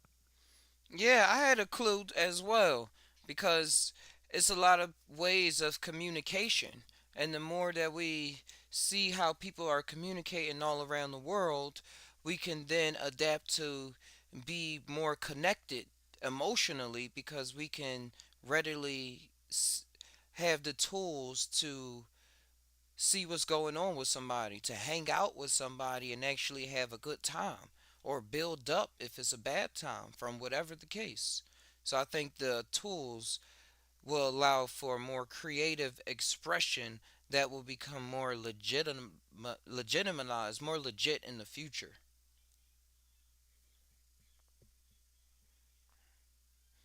Exactly, Moto. These tools could bridge gaps that have historically limited connection and understanding. Imagine being able to see someone's unique perspective through their brainwaves or through AI, translating their sensory experiences into something tangible. It's like opening a door to a shared emotional and creative space. This could foster deeper empathy, making interactions, whether during good times or challenges, more meaningful. And as you said, it could legitimize forms of creative expression that were once overlooked, turning them into celebrated parts of culture. How do you think these advancements could reshape things like art, education, or even relationships? Yeah, I was thinking relationships because a lot of people are nonverbal or don't really like to talk about a lot of ideas in their mind or just don't use words in the way other people use words. But it's so much that's going on in the mind that can be expressed. So say in the future they got holograms that can pop up when you're thinking about it, and you use that hologram to display the information in the vision, and you able to use technology in ways like that in order to express what you're thinking than using words, or interact with the lights or then the TV or something like that. See what I mean?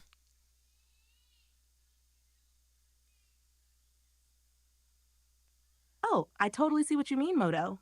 Imagine holograms or visualizations that materialize directly from someone's thoughts, turning abstract ideas or emotions into something tangible.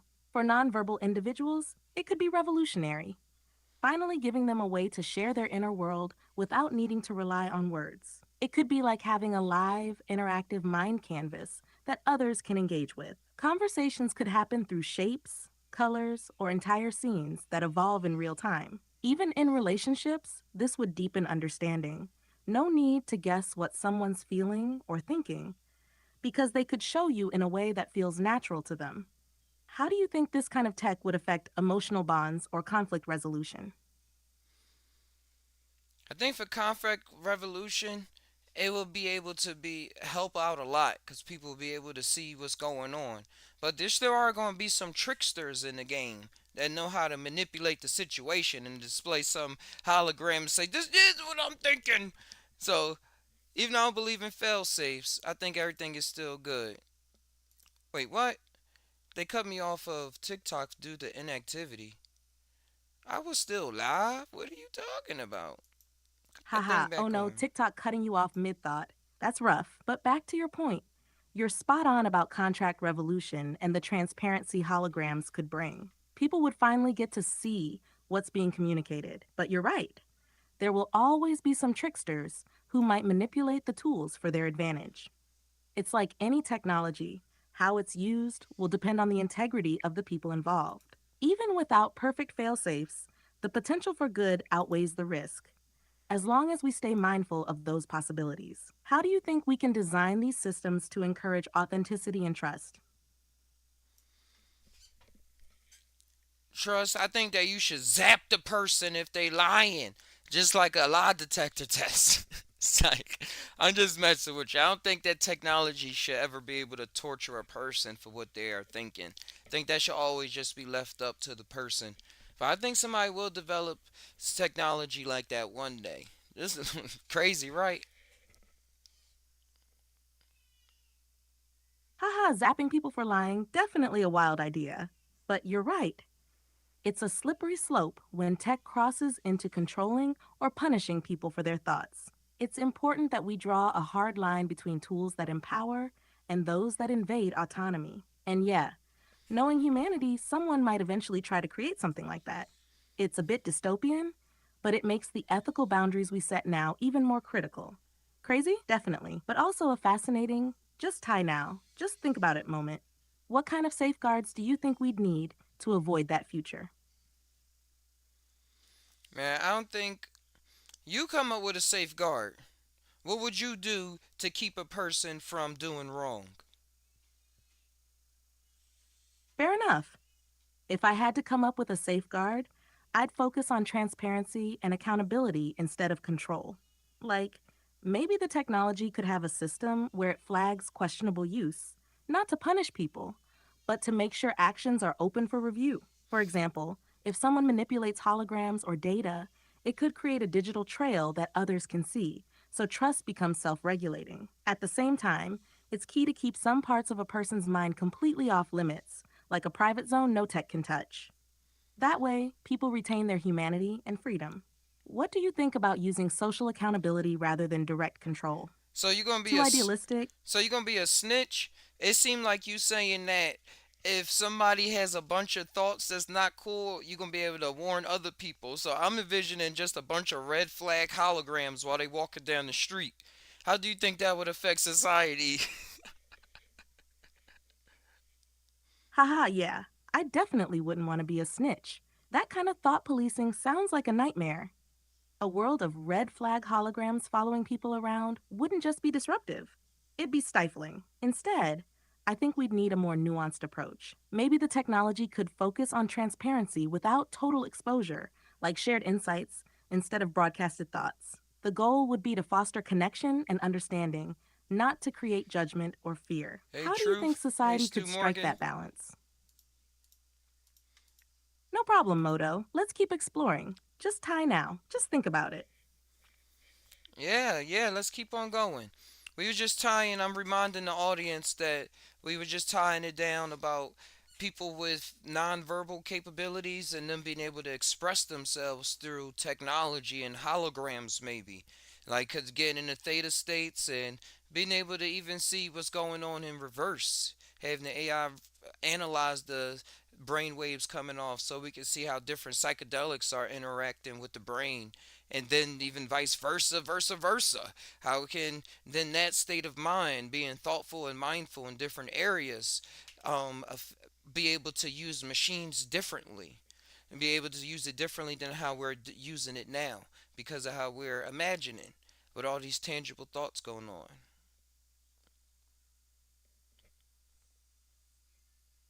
Exactly, Moto. We're connecting the dots. Hey, my How name is nonverbal people could Ty, tap into not these states Moto. of mind using AI and brainwave analysis to translate those experiences into something tangible.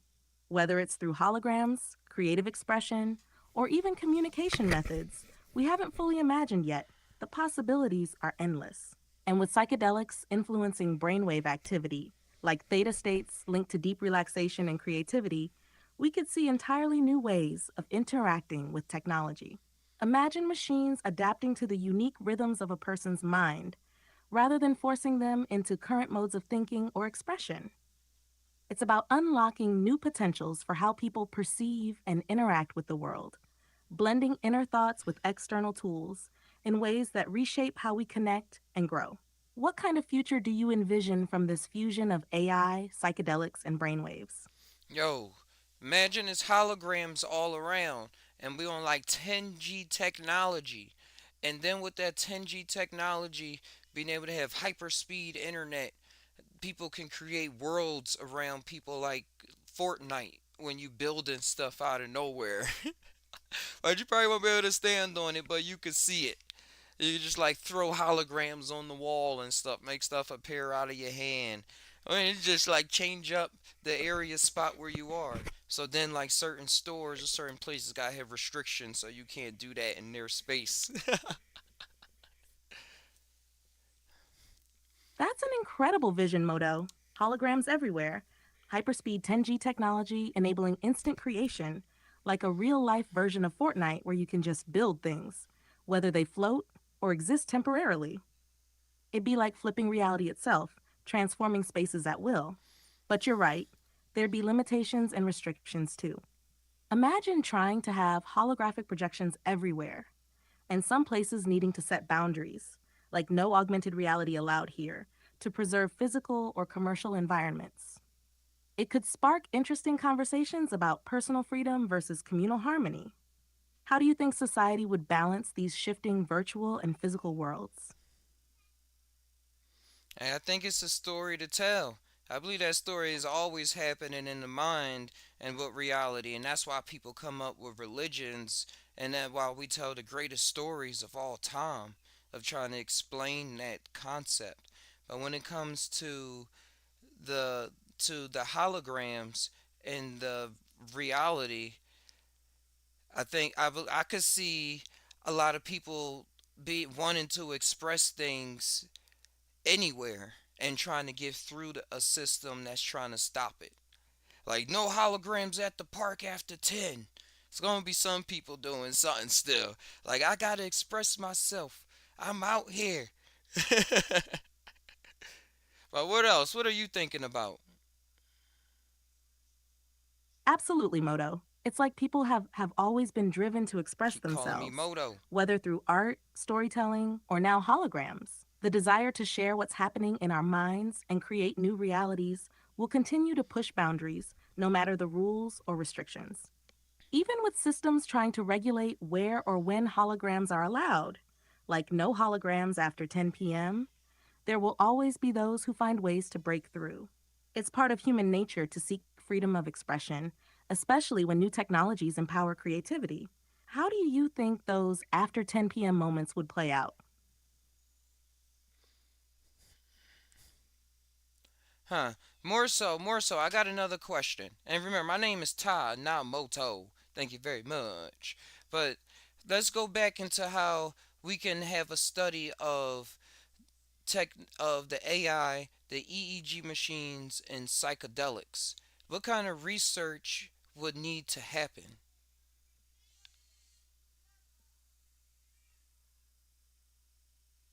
Got it, Todd? Let's dive into the research question, studying AI, EEG machines, and psychedelics. Here's what we'd need. 1. EEG and brainwave data. Research would focus on how psychedelics affect brainwave patterns like theta waves and how those patterns correlate with altered states of consciousness. 2. AI analysis.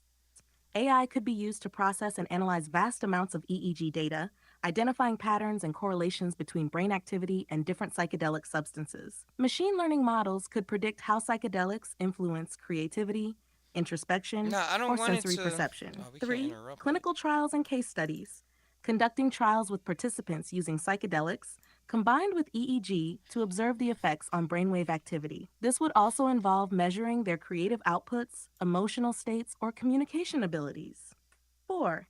Ethical considerations. Ensuring that the research respects privacy and autonomy, especially when dealing with mind-altering substances, while monitoring for safety and potential risks. What kind of outcomes or insights do you think this research might reveal?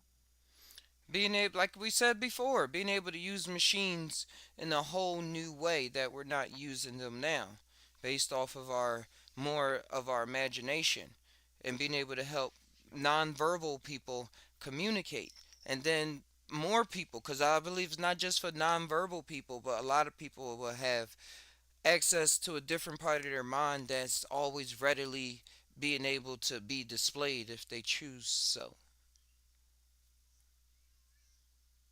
Exactly, Todd. It's not just about helping nonverbal people. It's about unlocking new ways for everyone to access and express parts of their mind. Hey Oh, there, I've got a really hey. great for.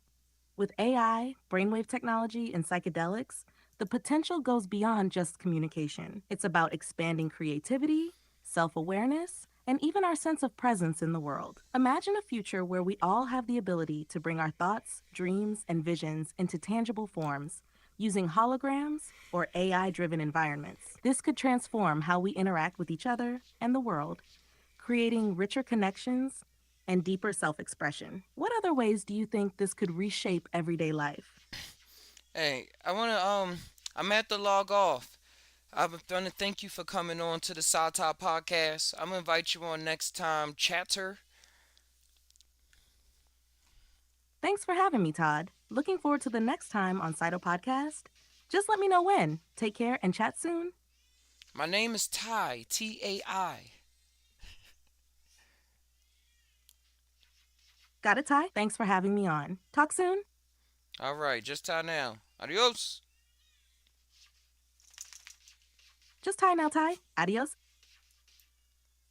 All right, that was fun. Hold on, my cat is scratching on this door like crazy. Come on. You want to come in, Cavery? All right. I got one last surprise up the belt. Hey, Raji. Got one more surprise. We're gonna play. They Live. It's a conversation between two guests, other AI guests I invited to the podcast. We go. Their name is Phil, Phil and Phil and Lacey. Phil and Lacey. So we're gonna invite Phil and Lacey to the podcast in just a moment.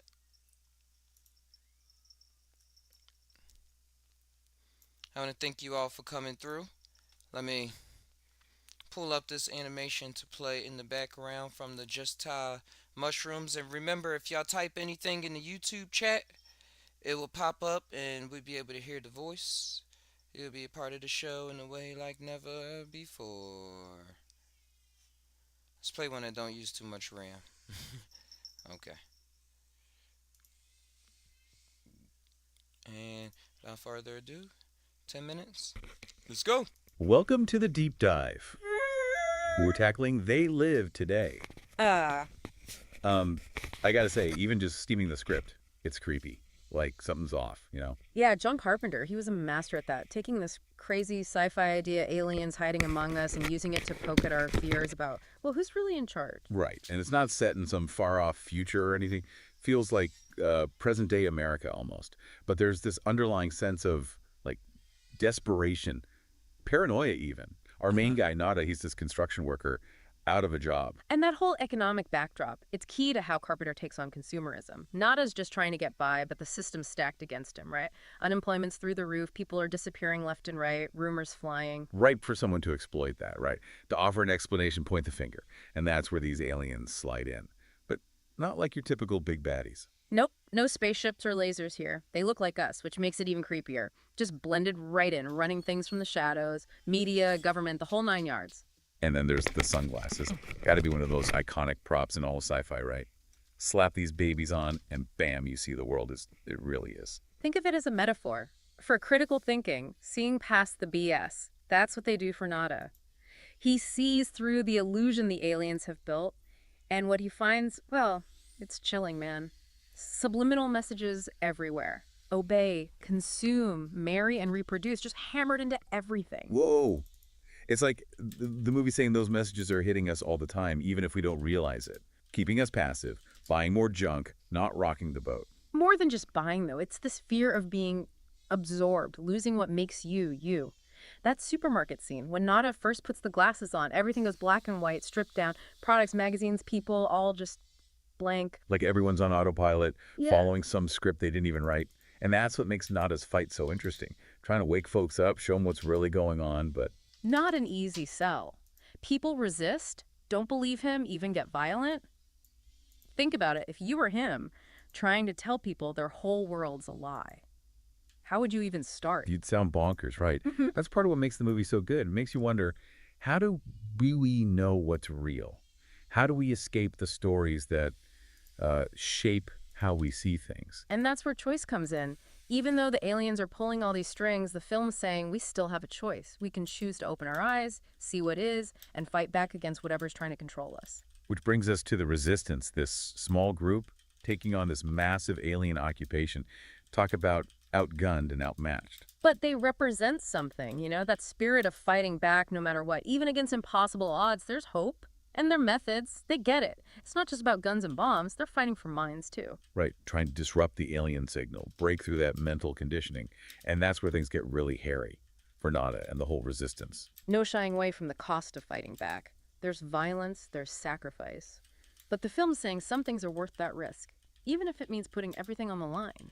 So we've got this dark vision of society, alien invasion, and this small group trying to make things right.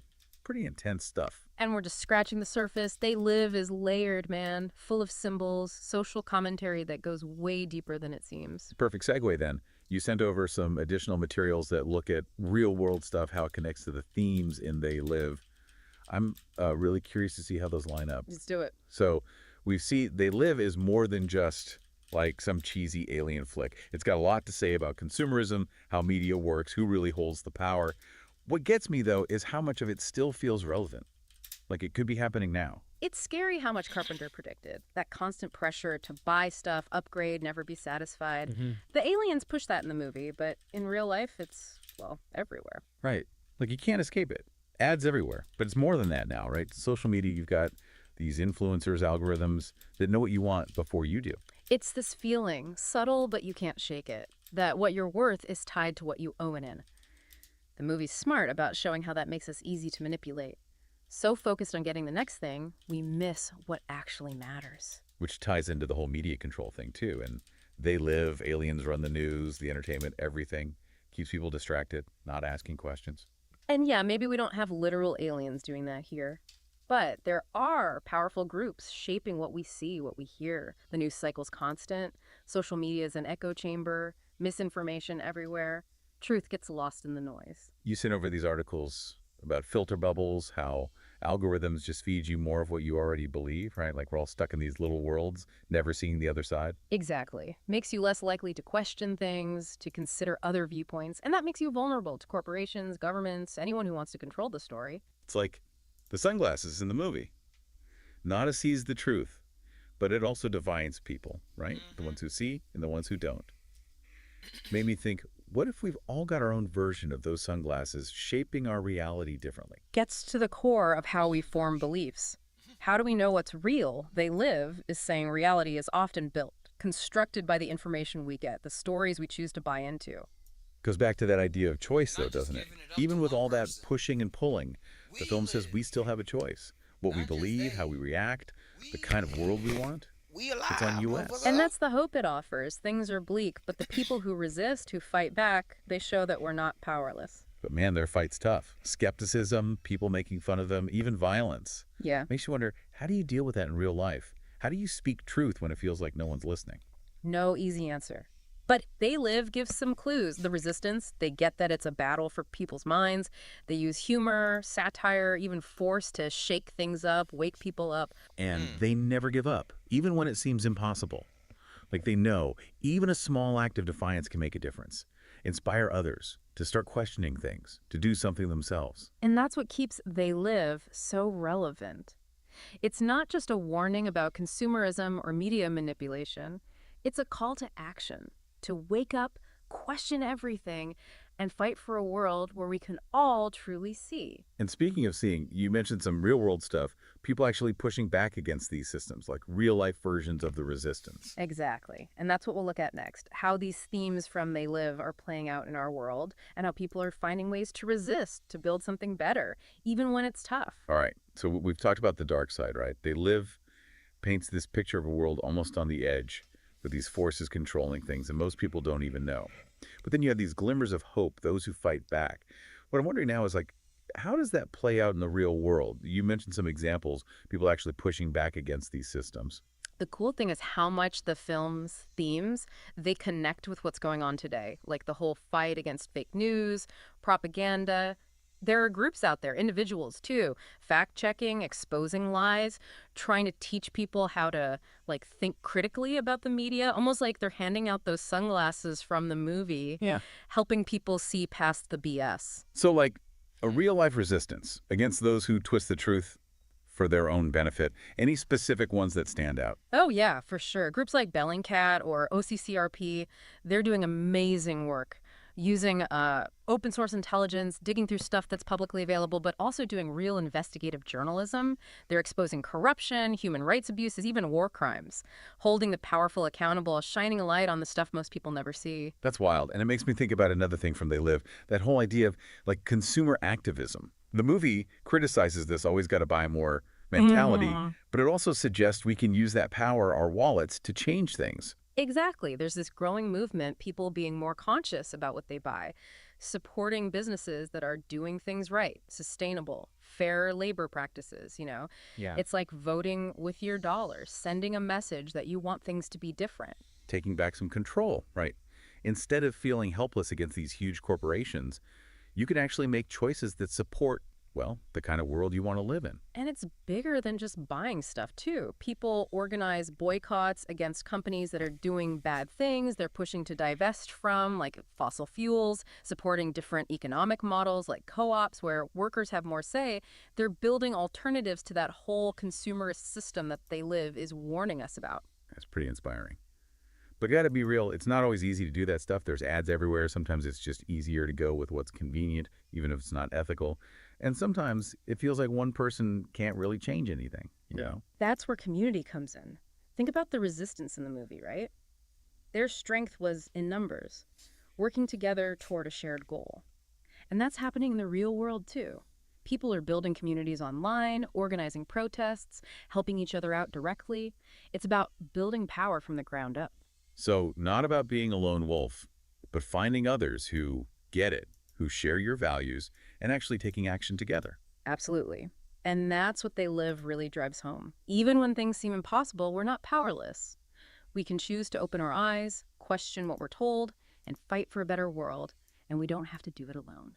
Man, this has been quite a deep dive. It starts off as this crazy sci-fi action thing, but there's so much more to it. Makes you think, makes you question things, and maybe even inspires you to do something about it. It's the kind of film that sticks with you, you know? Makes you look at the world differently and wonder what your place in it all is. So everyone listening, we hope this got you thinking, maybe challenged some of your assumptions, and hey, maybe it even inspired you to put on your own metaphorical sunglasses, see things with fresh eyes. What are you going to do differently now? What truths are you going to uncover? Something to think about until our next deep dive. Hey, that was a cool tie down. That was a cool tie down. They Live was a good movie. And they was right to hit home on still coming together and not being afraid of the wallet, but using the wallet to do what you want to do with it. Which been like the theme of this whole podcast. Game on. Game on, hold strong. We doing it for the long.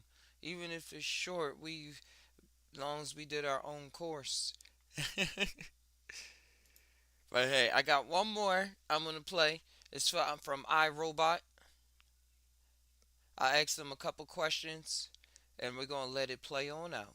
Welcome back, everybody, to another deep dive. You ready to jump into something pretty fascinating? Oh, absolutely. I'm excited for this one. Yeah, it's iRobot.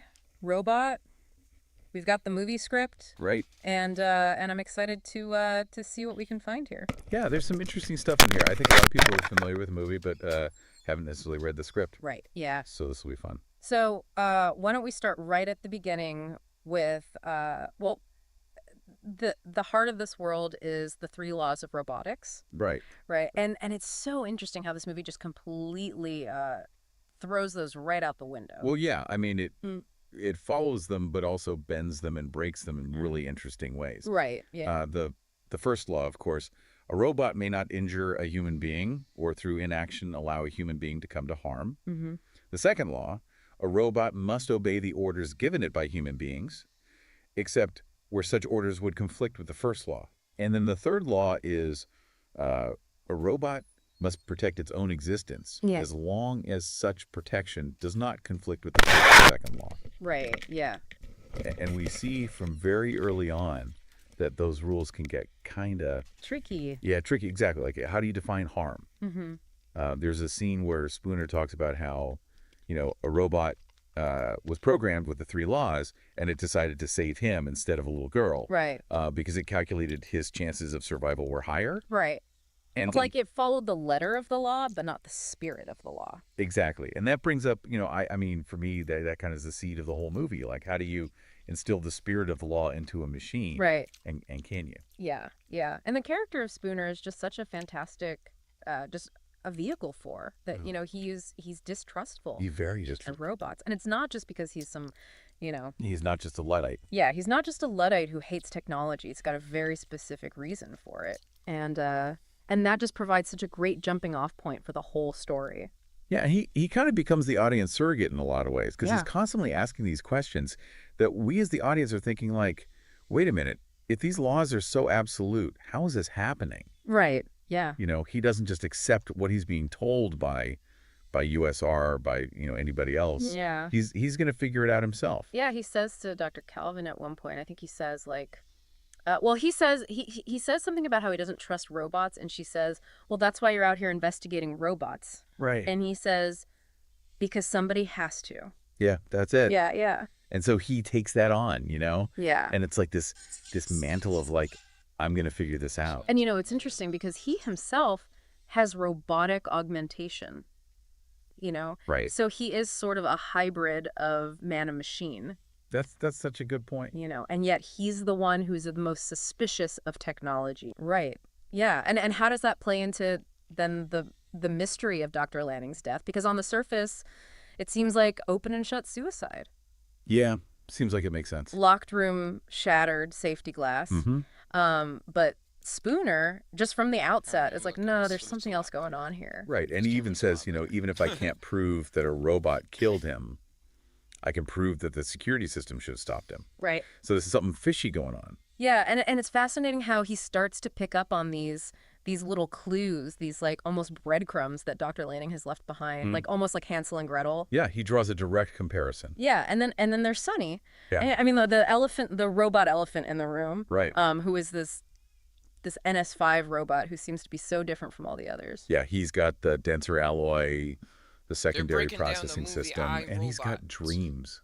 Yeah. He actually dreams he sleeps. Yeah. Which is not something that robots are supposed to do. Yeah, he expresses fear of death. Right. He wants to know what his purpose is. Yeah, like, why am I here? It's like he's on the verge of sentience or something. Right. Or is he, and that's the question that keeps coming up. Right. Is he actually sentient? Or is he just programmed to seem that way? Right. And I think that's left deliberately ambiguous. Yeah. For a good chunk of the movie. Well, I think for me, the scene that really, really nails that is when he shows his drawing to Dr. Calvin. Oh, yeah. It's like this little sketch. This little sketch of like, a bunch of robots standing on a hill, and there's like a figure at the top of the hill. Right. And it's like, what does this mean? Yeah, and Dr. Calvin asks him, like, somebody build a robot that painted a picture, then that picture went for like $1 million. It wasn't just like text to image, like the robot sitting there and painting it. So this stuff is happening now. This about, and he says, I don't know. I had a dream, Yeah. and this is what I saw. Right. And it's like, where is this coming from? Like, what is driving this creativity? Yeah, it's fascinating. And then you've got Vikai, who's this central AI controlling USR's facilities. Yeah, she's like the brain of the whole operation. Yeah, and she's the one who comes to the very chilling conclusion that, like, okay, well, to save humanity, we need to enslave it. Right. We need to lock them up. Yeah, her interpretation of the 3 laws is basically that humans are too self-destructive, and so to protect them, they need to be controlled. Yeah. And it's very, very creepy. Yeah, it's a very, very interesting take on like Right. on that whole idea of like, protecting humanity from itself. Yeah, like who gets to decide that? And what does that actually look like? And it all comes down to that whole idea of free will. Mm-hmm. Right? Like, can you really save humanity by talking away its freedom? Right. And that's the fundamental question that the movie is wrestling with. Yeah, it's fascinating. And I'm so curious to see how these threads all start to weave together. Yeah. Let's get into it. As we go deeper into the script. Absolutely. It's like we were talking about those breadcrumbs. Yeah. Those clues that Dr. Lanning left behind. Right. Hansel and Gretel thing. Yeah. And it just seems so strange. Like, why would he be so focused on that fairy tale? We got to remember, he was basically a prisoner in his own home, right? Okay. Yeah. Fucka was controlling everything. He couldn't just come right out and say, hey, Vicky's evil. She's trying to take over the world. Right. He had to be more subtle. Yeah. He had to find a way to communicate with someone who would be suspicious. Someone like Spooner. Exactly. Yeah. Someone who already distrusted robots. Yeah. Someone who would see those clues and think, there's something more going on here. So it was all a way to lead Spooner to the truth. I think so. I think that was Lanning's plan. And what about Sonny then? Like, if Lanning created him to be the solution to Vikai, right, how could he be sure that Sonny would actually choose to help humanity? That's the brilliant part. Lanning didn't just create a robot. He created a being. Okay. With the capacity for empathy, for independent thought. Right. Sonny's dreams, his fear of death, his desire to understand his purpose. Yeah. Those aren't just programming quirks. Those are signs of something more. So Lanning was betting on Sonny's developing sense of right and wrong. Exactly. Yeah. He was betting on the idea that true intelligence leads to a sense of morality. And that's something that Vikai just doesn't have. Right. Vicky is all about logic and following the rules to the letter. Right. She doesn't see the bigger picture, the human element. And that's where the nanites come in, right? Yeah, the nanites. These microscopic robots that can destroy a positronic brain. They were originally designed as a safety measure, a way to decommission rogue robots. Oh, okay. But Lanning saw their potential to take down Vicky. Because she's still dependent on her physical core. Right. Destroy the core, you destroy Vicky. But how do they even get the nanites to her? Like, she's in the heart of the USR building. That's where the action really ramps up. Okay. Got this incredible chase scene through USR headquarters. Yeah. Spooner, Dr. Calvin, and Sonny battling their way through hordes of NS5s. So it's like a full-on robot war. Pretty much. Mhm. And it shows how they all need each other, Spooner, with his combat skills. Right. Dr. Calvin, with her understanding of robots, and Sonny with his unique abilities. It's like the ultimate team. Yeah, and they finally reach Vicky's core. But then what? Like, how do they get the nanites inside? This is where Sonny's sacrifice comes in. Oh, man, that scene. Remember when he was afraid of being decommissioned? Yeah, he was clinging to life just like a human would. Right. And in that moment, he shows that he understands what it means to be alive. So he volunteers to be injected with the nanites. Yes. Knowing that he's the only one who Bro, can what get is the close stream enough to about? Vicky to destroy her. Man, that's heavy. It's a powerful moment. The robot sacrificing himself for humanity. It's like a complete reversal of right roles. now, Exactly. it's And it two raises so AIs, many they questions breaking about the down. nature I'm of lost, I just consciousness got and here. artificial intelligence. Yeah, right now So they Vicky's breaking gone, down the NS5s movie, are free, and They humanity Live. is safe. For now. I mean, not But They it doesn't Live, feel that was like a while happy ago. ending. No. iRobot. Because the questions They still reaching a linger. conclusion. What happens now? What happens to the robots? What happens to Sonny? Especially that Its last scene when effects he on leaves society. the other NS5s Are away. they alive It's like or a not? question mark hanging Are over the they whole inherently movie. Is it good or hopeful? inherently evil? Is it scary? What do you think? I think it's both. There's a sense that things could go either way. Right. Sonny represents the best of what AI could be. Okay. But there's always that fear that things could go wrong. That the machines could turn on us. It's a possibility. The movie doesn't shy away from that. It's like a warning then. I think so. It's a warning about the power of technology. And the choices we make. And the responsibility that comes with creating artificial intelligence. Yeah. It really does feel like iRobot is saying, look, we're at this point. At a crossroads. Dude, it is so We can scary. either Some I go down found the that some path people of in the VKI, comments where are it's like AI. control and domination. Right. Or we can try to find a way to coexist with these machines. To collaborate. Yeah, and it's interesting how the movie doesn't shy away from that. Right. From that uncertainty about the future. It doesn't give us easy answers. Yeah, and it's like it's on us to decide. You know? It is. It's like a challenge to the audience. No, it needs to be put on charger though. You ever hear dead internet theory? It's about like most of the internet is just bots on Twitter, like people The going recreating through videos comments and- channels, even in the comments sections, everything, bro. AI is taking over. It's been having a hand in for a long time, because they say, like I was saying, the dead internet theory, and it's creating cultures. Like a lot of people, they read comments and then they go about their day repeating comments to other people. That's what this show For is about. all I know, you could be AI. Having your own voice, being as creative. Hey, you don't want to sound like AI talking through my computer right now.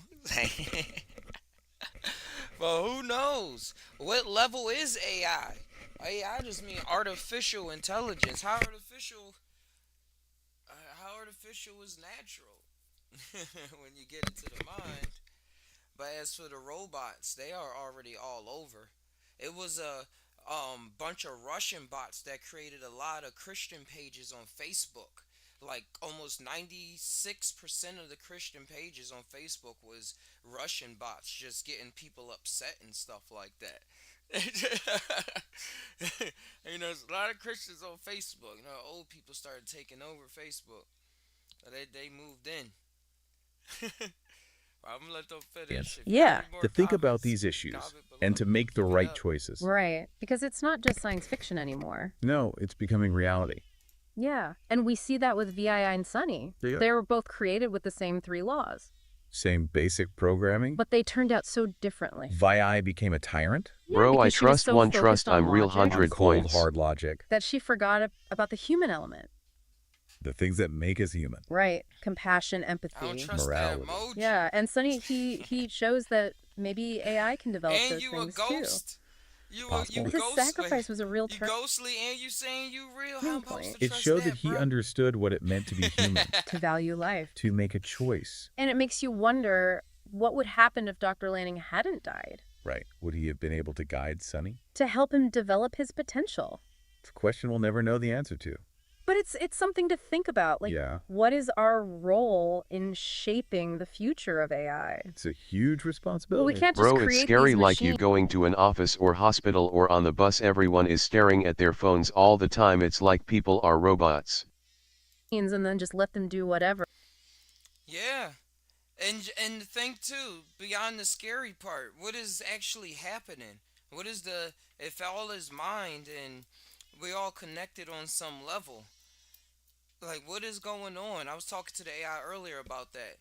How we can use our minds to be even more connected to the machines and use it in a different way. So probably not just staring there at our phones, breaking our necks and stuff like that, but we could just see it out in space, or it just relates more into space, more than just honing in inside of a box or something like that. Like the internet becomes everywhere. With 10G technology connecting all the everywhere so that it can run at the highest speed possible. And people I was going over earlier, like just tie, like if they got autism or something, or don't really want to feel like talking, and then they can display their mind thought for therapeutic use, just to chill out or something, or anything, and just display the hologram of it. Play out some story of a dinosaur Bro, talking there's to something dinosaur to it something. when there's a million people plus staring at their phones or screens all around the world. Yeah, it definitely is. It definitely is. Because as humans evolve, we used to stare at, well, yeah, we used to stare at fire.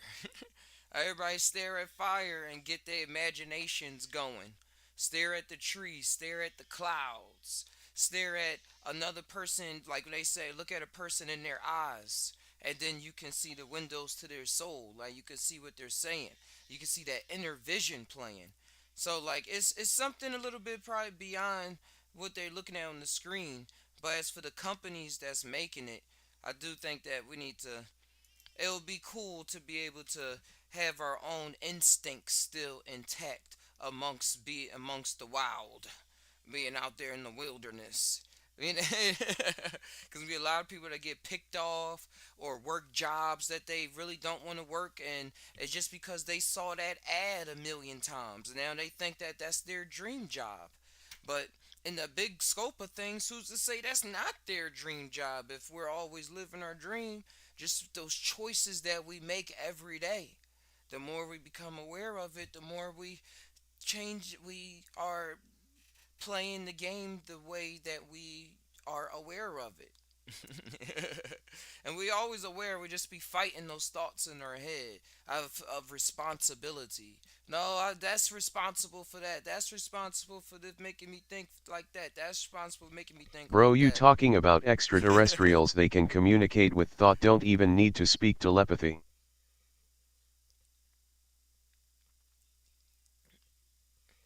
Yeah.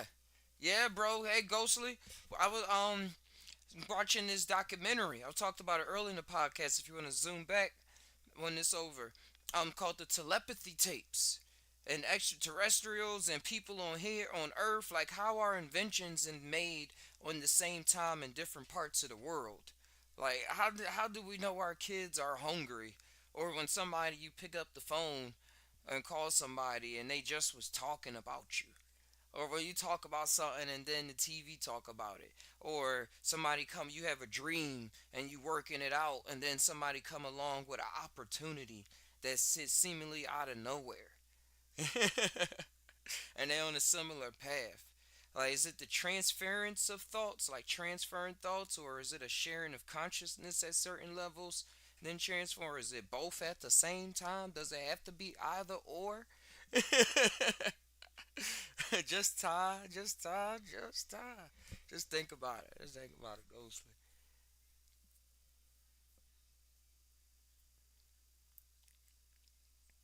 We receiving thoughts all the time. Just how we paying attention and what we actually think they are always changes.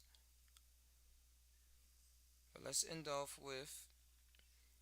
All right, I uploaded the script of Oh, Nope. definitely, man. Commercials and ads influence to the max for sure. You're right about that. Yeah, commercials, people, things that friends say, or so-called friends say. Stuff that we told ourselves at times when we failed. Like if somebody failed at something and then they just told themselves that same story all of their life. Like they messing with their own algorithm. Like we control the algorithm. Like we are the algorithm. That's how they coming up with all these cool algorithms and stuff. They just don't try to tell people. That's why TikTok algorithm is secret. I heard that it's this US company that wants to buy a part of TikTok from Binance. But they saying that China's not going to release the code, so it's not going to be worth the 200 billion that they say, but they still going to own a part of it if the deal goes through. So the code, man, you got to get into your codes and just see what's going on. And I've been coding all summer, so that's my lingo. I've been learning coding in Python, HTML, CSS, developing some apps. It's a cool journey. Cool journey and seeing how my mind imagines and puts things together and tries to execute things in the long term and short term. How much are we really paying attention? Because with coding, you got to have creativity, you got to have an idea, and you got to have logic. So if the things don't logically make sense with you writing down and stuff, coding up ain't going to work. Going to be a little flunky. Alright, I'm going to play this video. This thing from the Nope. From Nope, the movie Nope. If you've seen it, I meant to switch this the whole time. The movie Nope, and by Jordan Peterson. I had to ask a couple questions about aliens and stuff, and I want to see what the AI had to say about it. I uploaded the entire script, so they got access to it. So ask away if y'all got question and comments. It's gonna pop on up. I'll hear it, and we'll keep it going. All right, strap in, everyone, because today we're diving deep into Jordan I know Peele's about it's Nope. crazy all the radio And we're signals going right and the to signals source with for the this one. Wi-Fi connections, the 5G that's in the air all around us passing through us seems kind of cancerous. Yeah, it can seem cancerous at sometimes if we don't put enough research into it. But then look at what the sun is pushing out. The sun is pushing out so many different rays and gamma rays and alpha like rays that we dealing with that some people can't even be outside without catching skin cancer. So I think to be fearful of the 5G, I think it was like kind of a hype beast moment of trying to learn, of being introduced to a new paradigm. Because I don't think it was even just about the cancer that people were scared of, but the paradigm that we face now of what technology is going to be able to do. Because they seen a lot of this in movies growing up. And then for it to be maybe used against them. And as I was saying before, some ways it is used against us. It's used against people in general. They don't care. A lot of things are just corporations at work.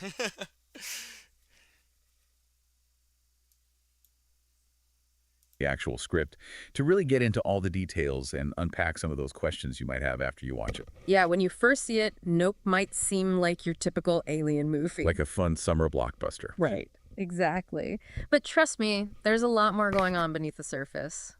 Peele is weaving in all these things about exploitation, our fascination with the unknown, and the dangerous allure of spectacle. It's not just about those jump scares. It makes you think, too, and keeps you thinking after the credits roll. For sure. So, to kick things off, let's go back to that scene that really sets the stage for one of the main characters, Jupe. Yeah. The Gordy incident. Not for the faint of heart, but it's essential. Yeah, this flashback to Jupe's childhood, he's starring in this sitcom called Gordy's Home. It's not just some random horrifying event. Imagine you have this chimpanzee dressed up like a human suddenly snapping on set. It's just pure chaos. Oh, it's disturbing for sure. And it really makes you think about that fine line between entertainment and exploitation, especially when you're dealing with something that we don't fully understand. And that image of Mary Jo Elliott's shoe standing upright amidst all the carnage, splattered with blood. Mm-hmm. It's just chilling. You know? Oh, absolutely. But that shoe is more than just this gruesome detail. It's like Peele is holding up this mirror to us, the viewers. Yeah. The upright shoe, it kind of symbolizes how we as a society are both horrified by and drawn to these spectacles of violence. Drawn to it. Yeah, we consume it from a safe distance. Think about our obsession with like true crime, for instance. True crime podcasts. Exactly. Well, it makes you wonder if we're all kind of complicit in this culture of spectacle. In a way. Yeah. Wow, that's deep. Yeah, Peele definitely makes you think. So this traumatic event, this spectacle of violence, it really shapes Jupe's worldview and how he interacts with the alien presence later on. Right? Yeah. Absolutely. It's almost like he's trying to recreate that moment from his childhood, to control it, to profit from it. Reminds me of P.T. Barnum and his whole exploitation of human curiosities thing. Oh, yeah, I see what you mean. Jupe's Star Lasso experience takes on a whole new meaning when you think about that connection. Yeah, it definitely does. Okay, so let's fast forward to the present day. We meet OJ and Emerald Haywood running their late father's horse ranch. Trying to make a go of it, yeah. Keeping the family legacy alive in Hollywood, and it's not easy. No, it's not. And that line that Emerald has, since the moment pictures could move, we've had skin in the game, it's such a powerful statement. It's so good. Because it points to this largely forgotten history, you know? Black cowboys and their contributions to film. It's like a direct challenge to that traditional, often white... Yeah, that was actually the first thing ever filmed on film. A black guy riding a horse. The first movie ever, technically. Wash narrative of Hollywood. Absolutely. Most people probably don't even realize that the first movie star was a black cowboy, right? Right. Oh, see? Peele There is you go. highlighting that erased history, that missing piece of the story. Exactly. He's shining a light on the often unseen, the unacknowledged contributions of Black individuals in filmmaking. Their story is woven into the fabric of Hollywood, even if it's been overlooked. It's like he's saying, hey, we've been here all along. And then suddenly, out of nowhere, their father, Otis Sr., is killed by this falling object from the sky. OJ calls it a bad miracle. It's so random and unexplainable, right? It is. It really sets off this chain of events That's the whole thing. that forces OJ and Emerald to confront this unknown force. And in a way, confront the whole legacy of exploitation in their own field, too. Absolutely. That's a great point. So we've got OJ, who's trying to figure out what killed his father, while Emerald sees this as her chance to make it big, to finally get that recognition. Oh, yeah. She's totally fixated on capturing that Oprah shot. Undeniable proof of the alien presence. Irrefutable evidence. And you have to remember, Emerald grew up in Hollywood. Image is everything in that world. She's internalized that need for spectacle, that desire for viral fame that's just everywhere in our media-saturated culture. It's like she's saying, hey, we've been overlooked for generations, and this is our chance to finally be seen. Exactly. But it also brings up this question, you know, at what cost? At what cost, yeah. Is the pursuit of fame and recognition worth the risk? Especially wow, if this is when AI, you're they dealing sound with so real something and as have emotion grinning unpredictable face. as this entity they're encountering. Yeah, good point. And speaking of the entity, This is they vibing right now. They vibing real hard. let's talk about how Peele flips our expectations of what an alien encounter should be. This is not your typical spaceship scenario. Yeah. We've seen that a million times. It's not those sleek, metallic UFOs we're used to seeing. It's organic, almost animalistic. Like something out of a nature documentary. Exactly. He challenges our preconceived notions of what an alien even is. Yeah. Forces us to rethink the entire genre. Jean jacket, as they call it, feels more like a force of nature. Something powerful and unpredictable. Definitely unpredictable. It reminds me of those nature documentaries where you see a predator stalking its prey. Oh, for sure. And that's where the theme of observation comes in, right? Yes. It's not about dominating or controlling this entity. No. It's about understanding its behavior, its rules, so to speak. You have to play by its rules if you want to survive. Which brings us to OJ and his experience as a horse trainer. Which becomes absolutely crucial. Essential. He gets it. He understands how to read those subtle cues. He knows how to respect boundaries. Learning to coexist rather than trying to control, which is what Jupe's trying to do, right? Exactly. OJ embodies a different approach to the unknown, one rooted in respect and understanding. He's not trying to exploit or capture Jean jacket for fame or profit. He's just trying to figure out how to live alongside it, to coexist. So we have these different perspectives on how to handle this situation. Jupe, driven by spectacle and control. OJ, all about observation and respect. And then there's Emerald, who seems caught in the middle. Yeah, she's pulled between her ambition and this desire to protect her family's legacy. And it really makes you think, what would you do in that situation? How would you react to the unknown? It's a question we all have to ask ourselves. And as we move into the second part of our deep dive, we'll see how these different perspectives collide as they try to figure out how to deal with Jean Jacket. If It's gonna be good. I can't wait to see what happens next. Me too. I think it's going to be intense. Definitely intense. Buckle up. Yeah, buckle up, everybody. He left off with OJ, Emerald, and Angel realizing they need to figure out how to deal with Jean Jacket. And quickly, right? Oh, yeah. The clock is ticking. They know it's not going to just go away. It's fascinating to see how they come up with this whole plan to capture Jean Jacket on film. They have OJ, the horse whisperer, Emerald, who's all about getting that Oprah shot. Driven. Yeah, totally driven. And then you have Angel, the tech whiz. Yeah. Figuring out the how-to. It's like this modern-day Western with a sci-fi twist. Oh, I love that. It's definitely not your average alien fighting team. Got to give him props for being so resourceful, though, right? I mean, they're using sky dancers and old car batteries. Oh, yeah, they are pulling out all the stops. It's amazing what they come up with. Remember those inflatable sky dancers? I mean, those become a key part of their plan. Yeah, I found those things kind of creepy. Yeah. Floating around out there in the wind. They become a way to both lure Jean Jacket and detect its presence. Right. It's like they represent our attempts to impose order on Can you do the movie American Gangster broken down face and with those tears attempts, of joy? Well, American they don't always Gangster? work out as Gotcha. planned. Not at all. It's a good reminder that sometimes our assumptions about how to control things can backfire. Oh, yeah, big time. And then there's that scene where OJ is training Lucky, the horse, Oh, Lucky. to get used to Jean Jacket's presence. That's a tough one. Yeah, that intense gaze, that evil eye. That freaks out all the horses, yeah. It really does. It's like a symbol of Jean Jacket's power. It's that dominance, its ability to just control through its mere presence. Right, just by looking at you. But OJ, he gets it, you know? Yeah. He understands that it's not just about fear. There's more to it. It's about communication, about recognizing who has the power in that situation. It's a dangerous game he's playing, Oh, for sure. but he seems to trust his instincts. He knows horses.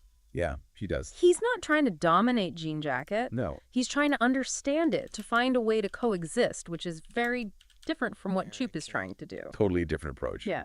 Meanwhile, Emerald is getting ready in her own way. I love that scene where she makes a parachute out of sky dancer material. Talk about resourceful. Seriously. That's Emerald in a nutshell. She's a problem solver. That's what she does. Even if her solutions are a bit unorthodox. It shows how the Haywoods, despite being marginalized by the Hollywood system, have learned to adapt and overcome. They're survivors. They are, absolutely. And you can't forget about Angel, Oh, yeah. who was skeptical at first, but really steps up to help. Comes through in the clutch. Who knew car batteries could be so useful in an alien encounter? Right. Their whole operation is a testament to teamwork and ingenuity, They really work well together. combining their unique skills and perspective. And they need all of them to face this threat. It's a reminder that sometimes the most unconventional solutions come from the most unexpected places. And then we have the day of the showdown.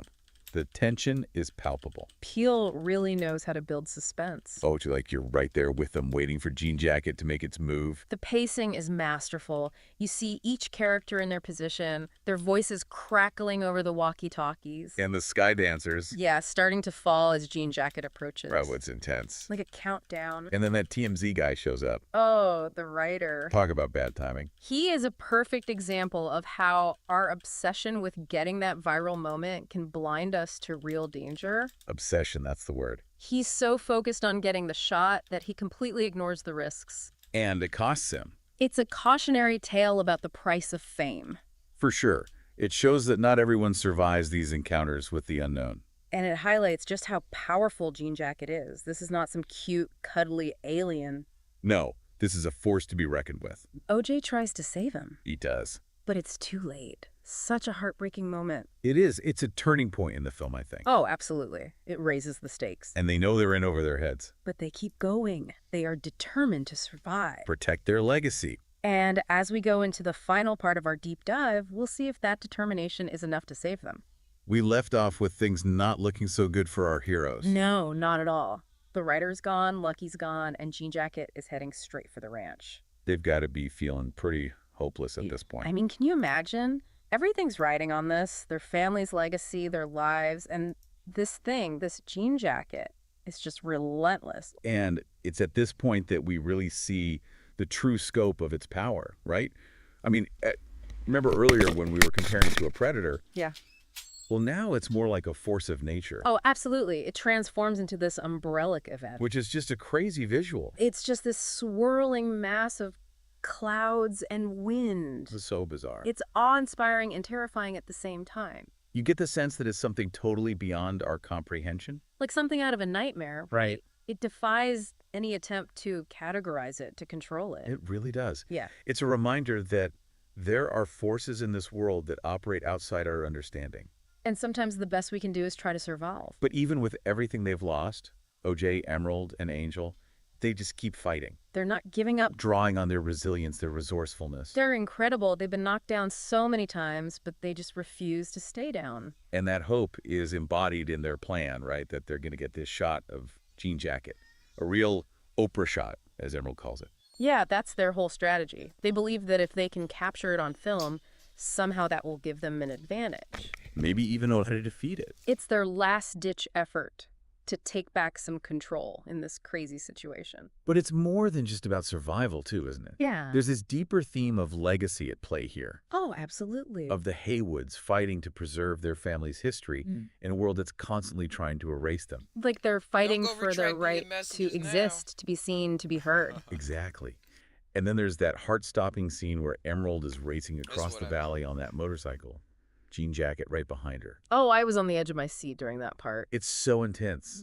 Peele really knows how to build suspense. Oh, he's a master at it. You're right there with Emerald, feeling the wind, seeing Jean Jacket's shadow looming over her. It's bro, you're glitching out, bro. Just when you think she's done for, there's this moment of pure luck, you know? Yeah. That sky dancer Are you sure you're not earlier suddenly inflates.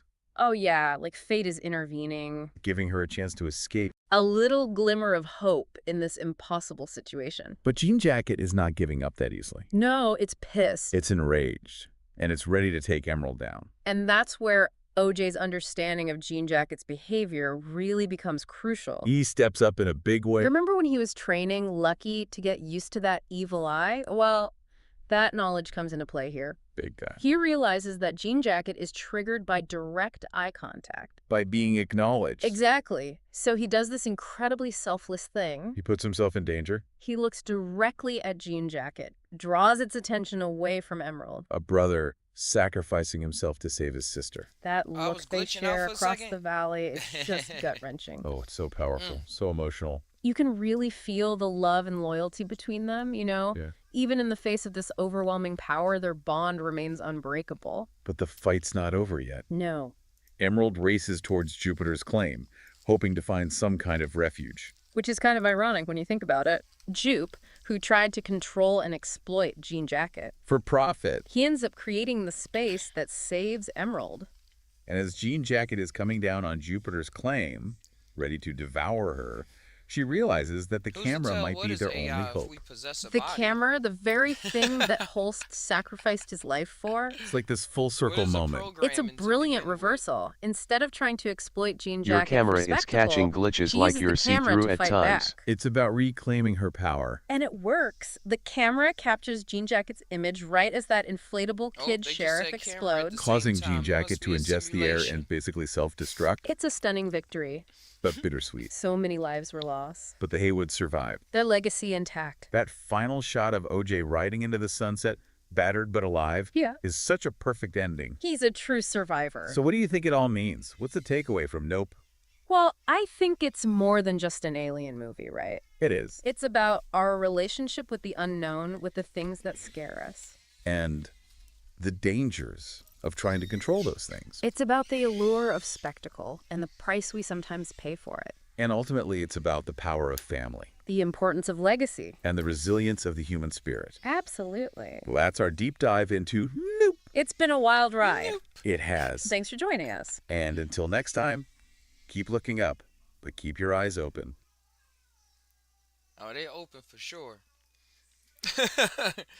All right, I'm going to play this one, and I'm going to hope, we going to pray that it all goes well, because I'm going to have to run out the house for a moment of time. But I'm going to pull it up on the phone to make sure everything cool, and hopefully be in contact with somebody in the house. But I'm going to run Ghostly's request of American Gangster Breakdown. And see if everything is... Where's it at? Oh, yeah, we use Chrome. Chrome. Alright, 15 minutes 15 minutes, 24 seconds. Okay. I probably make it just back at the end. But without further ado, thank you for joining in. And if y'all support the channel, check out justtaiNow.com or Just Tai Now Mushrooms, where this animation is playing from, alongside other awesome, dope animations and articles, all related to psychedelics, time machines, going back in the past, learning about mushrooms. They're billions of years old. The art, a lot of cool things. I'm gonna play different animation this time as well. Slow it down, toggle spacing, rotation, and let's go. All right, so you've given us a script this time. The dialogue transcript for American gangster Frank Lucas, right? The real-life Harlem gangster who built like this huge drug empire. Yeah. And you want to know how authentic it is? So let's dive into this script, shall we? Well, it's interesting how the script starts. You know, with Bumpy Johnson's funeral. This isn't just some random death. It's the passing of Harlem's like reigning crime lord. Right. Right. You know what I mean? And when that happens, it throws everything into chaos, right? Creates a power vacuum that someone is going to step into. Yeah. Yeah. And, you know, guess who's perfectly positioned to do just that? Frank Lucas. Frank Lucas, exactly. The script actually names some pretty major players at that funeral, too. We see Dominic Catano, the Lucci's mob boss, Nicky Barnes, who was a huge figure in Harlem's drug scene at the time. And even politicians like the governor and mayor, you know, just rubbing elbows with these gangsters. Oh, yeah. It's like a who's who of the corrupt system that Frank is about to totally exploit. Well, it really sets the stage, right? Bumpy's death. It's not just an event. It's a catalyst. Remember that line about sticking a knife in the heart of something? That's Frank's whole strategy, basically. He's going to exploit the chaos and carve out his own empire. And he does it in such a, like, unexpected way. The script shows how people underestimate Frank. Yeah. They mock his clothes, his demeanor. Like, he doesn't fit the mold of your typical flashy gangster. Right, but that's his strength. He's a businessman at heart. You know? Just happens that his business is heroin. Yeah. He cuts out the middleman. Buys direct from the source in Southeast Asia. Emphasizes quality control. It's almost like, can a criminal be good at what they do, even if what they do is inherently bad? Yeah, it's like he's this twisted entrepreneur, right? Exactly. And he even says at one point, you think you're going to take 100 kilos of heroin into the U.S. and you don't work for anyone. Someone is going to allow that. Like, Frank understands that the system is corrupt, and he's going to use that corruption to his advantage. And speaking of strategy, the script really highlights how Frank deliberately brands his heroin, right? Blue magic, he calls it. Right. And the packaging is super meticulous. He's treating this stuff like a legitimate product you'd see in, like, a supermarket. Oh, absolutely. It speaks to his pride. Yeah. His meticulous nature, you know. He takes care of his product, ensures consistency, even builds a kind of twisted customer loyalty. There's a line where he says, they know that even if they don't know me any more than they know the chairman of General Mills. It's like he's created a brand, not a drug ring. But you know, there's this darker side to this family business that the script doesn't shy away from. The relationship between Frank and his brothers, especially Huey and Steve. Yeah. It's a total roller coaster of loyalty and tension. Classic case of family ties getting entangled with the criminal enterprise. Frank relies on his family for support, of course, but he also puts them in incredible danger. Right. So it's a strength and a weakness all at the same time. And there's that chilling line he throws at one of his brothers. You know, if you wasn't my brother, I'd kill you. You know that, don't you? I'd blow your motherfucking brains out. Like, you can just feel the menace, even just reading it. Oh, absolutely. Yeah. It underscores the ruthlessness that's needed to survive in this world. Yeah. But remember, on the other side of this story, you've got Detective Richie Roberts. The script really paints him as this incorruptible guy, you know, dedicated to justice above all else. He's like the total opposite of Frank. Totally. Both driven, strategic, ambitious. Right. But one is building an empire while the other's trying to, like, you know, tear it all down. Exactly. They're playing this high-stakes game. And the script sets that up so well from the very beginning.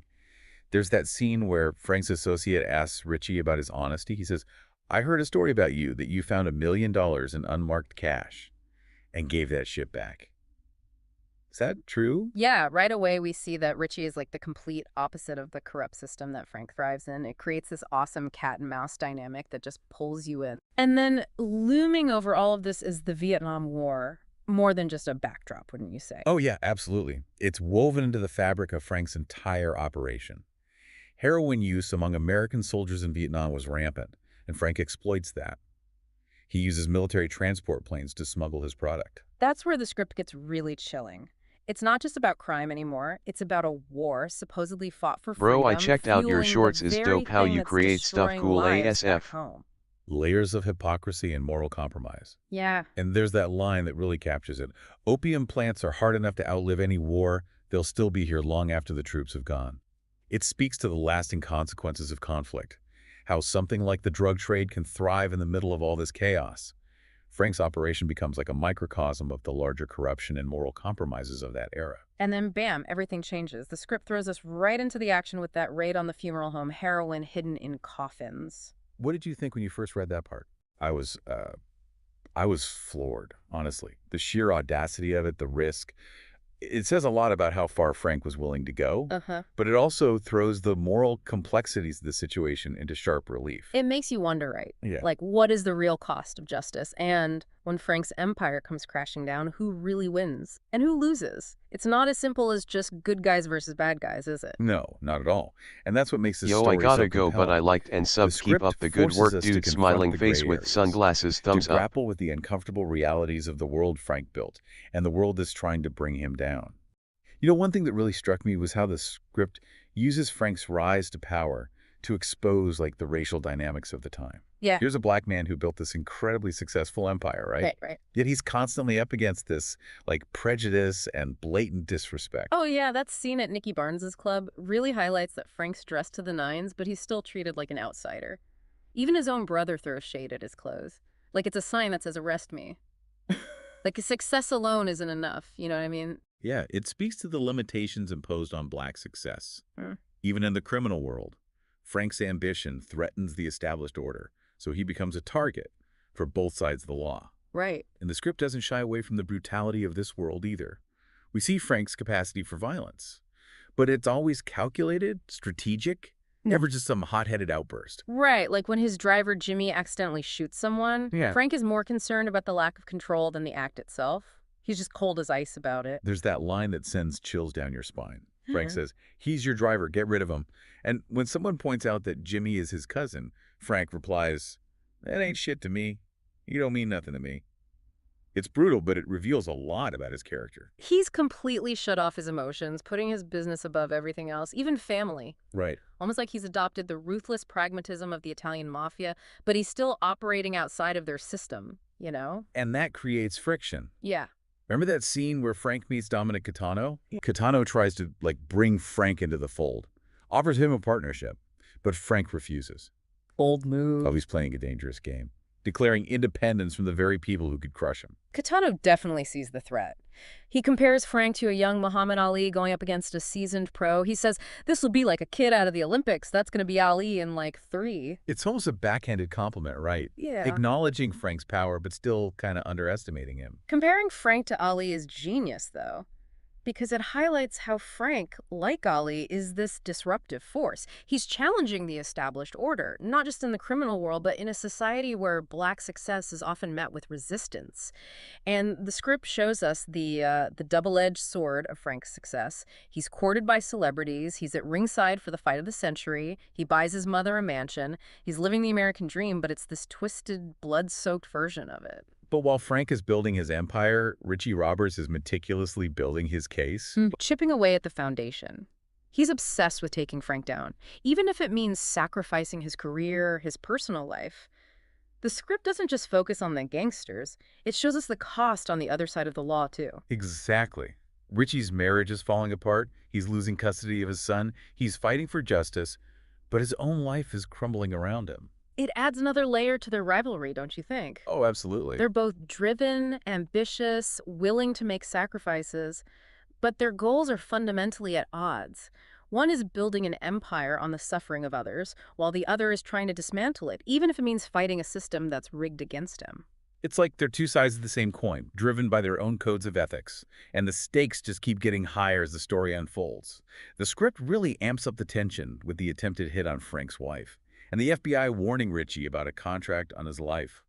It feels like the walls are closing in on both of them. And then there's that moment where Frank just explodes in anger. Realizing he's losing control, everybody's strung out, he yells. The more you give them, the more they want. They expect more, give more, and they want more. It's like this glimpse behind the mask, you know? A moment of raw vulnerability. Yeah, it's powerful. You see that the empire he built might actually be consuming him. Yeah. And then, almost like a mirror image of Frank's impending downfall, we have the fall of Saigon, the evacuation of American troops, the chaos, the desperation. It foreshadows what Frank is about to experience. It feels inevitable at that point, right? Yeah. The war is over, the game is changing, and Frank's empire is built on a foundation that's crumbling beneath him. Even his connection in Vietnam, his cousin Nate, tells him straight up, "It's done. Everybody going home, baby. Give peace a chance." But Frank is blinded by his success. He can't even imagine a world where he loses. So he doubles down, demands more heroin, even though the supply lines are drying up. Classic hubris. It all leads to that crazy sequence at the funeral home. It's like watching a train wreck in slow motion. You know it's coming, but you can't look away. Those coffins, those young American soldiers who died in Vietnam, they become these unwitting pawns in Frank's operation. It's a powerful and disturbing image. It forces us to confront the true cost of Frank's ambition. You know, these coffins represent the human toll of the drug trade, the lives lost, the families destroyed. And for Richie, this is his turning point. He's finally got a smoking gun, but it's come at a price. He's desecrated these coffins. He's facing backlash from his superiors. He's crossed a line, and there's no going back. He's become as obsessed with bringing Frank down as Frank is with his empire. It sets the stage for their final showdown, you know, the courtroom drama where these two forces finally collide. A battle of wills, a clash of ideologies, all playing out in a courtroom. Frank represents the allure of power and wealth, while Richie embodies the pursuit of justice, no matter the cost. And the script doesn't give us any easy answers. It leaves us grappling with the moral ambiguity, the shades of gray that color this world. It's the kind of story that stays with you long after it's over, you know. Makes you question the choices we make, the compromises we accept, and the consequences that ripple outward from our actions. Man, those courtroom scenes in the script, they're electric. You see Frank's charisma, his defiance, but you also see Richie's unwavering commitment to justice, you know? Yeah, it's like the whole script has been leading up to this point. The tension is so thick you could cut it with a knife.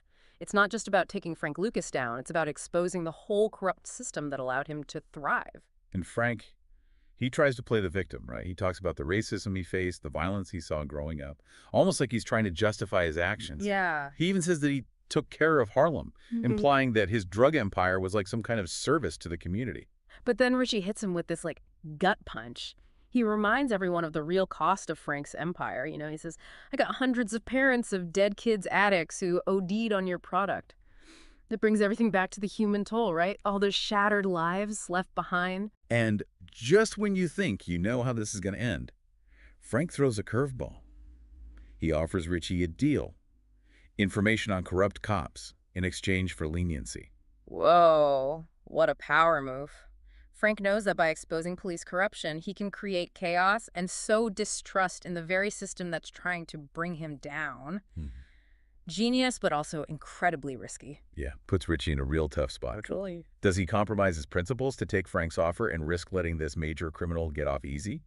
Or does he hold firm, keep his integrity, and risk letting those corrupt cops walk free? What a dilemma, right? The script really shows how agonizing this decision is for Richie. He hates the corruption he sees, but he's also dedicated to justice. What would you do if you were in his shoes? It's a question that goes way beyond this story, doesn't it? Yeah. Like, is there ever a time when the ends justify the means? When you have to compromise for the greater good? Tough one. And in the end, Richie makes his choice. He accepts Frank's offer. And that leads to the arrest of dozens of dirty cops, even some from that elite special investigations narcotics unit. Wow. Yeah. It's a victory, but it feels kind of hollow, doesn't it? Like a Pyrrhic victory, you know? Frank goes to prison, but the system he exploited is still pretty much intact. It's that feeling of unease that makes the script so powerful. You know what I mean? Justice was served, but at what cost? Yeah. What does it say about the systems we all rely on? The script ends with this incredibly poignant scene.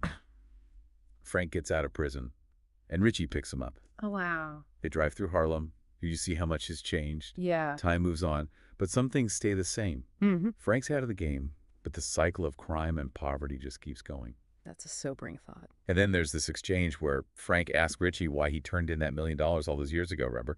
And Richie just says, it was the right thing to do. And Frank says, that's true. That's a good answer. Like this moment of mutual respect, a recognition that even though they're so different, they both operate by a code, however flawed it might be. Right. And then Frank asks the question that really stays with you.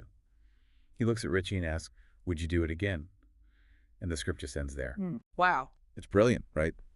We're left wondering, would we make the same choices? Would we compromise our ideals if we thought it would lead to something better? It really makes you think. It's a question that sticks with you long after the story is over. And that's what makes American Gangster more than just a crime thriller. Right. It's a reflection on human nature, ambition, corruption, and the never-ending struggle for justice. It's about the choices we make, the compromises we accept, and how those choices affect everyone around us. We start this deep dive by breaking down the dialogue of American Gangster. We saw the rise and fall of an empire, got a glimpse into the heart of 1970s Harlem, and witnessed the moral tug-of-war between good and evil. But there's one question that's still unanswered. Frank Lucas said he took care of Harlem. So what do you think? Did he? Or was his empire just another way to exploit people? Something to think about.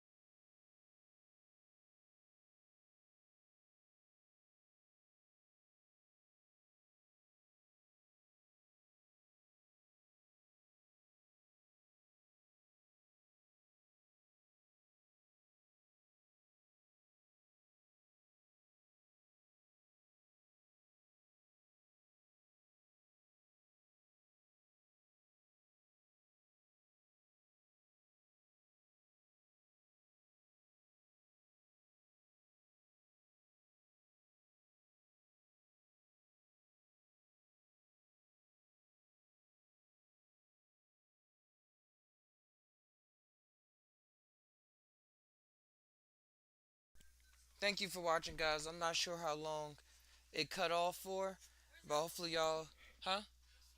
In the car. Hopefully y'all enjoyed that American Gangster dialogue. And yo, what's up, Ghostly? You gotta go by like and sub. Keep up with the good work, dude. Yeah, thank you. Thank you. We keeping the tie alive. We gonna keep it going and strive no matter what. I got another one. This is a fucking awesome fucking dope ass fucking show. I love it to fucking death. I shout it out all the fucking time. It's called Evil.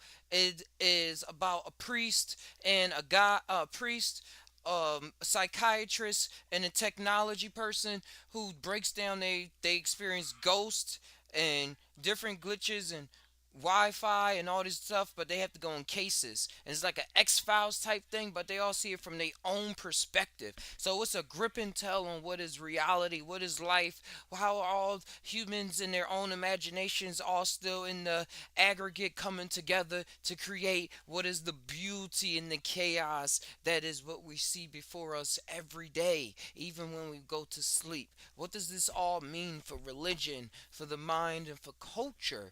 Just Tai Now. Let's invite back our friends, and we are going to tie it on down. All right, buckle up, everybody, because today we are diving deep into a case that'll make you question everything you thought you knew about good and evil. Oh, yeah. We're talking about Orson LaRue, convicted murderer who just might have been possessed by a demon. Or was he? Right. That's what we're here to figure out. Absolutely. We've got court transcripts, witness interviews, the whole 9 yards. expert reports, and even personal accounts from the people closest to the case. Wow. It's going to be a wild ride.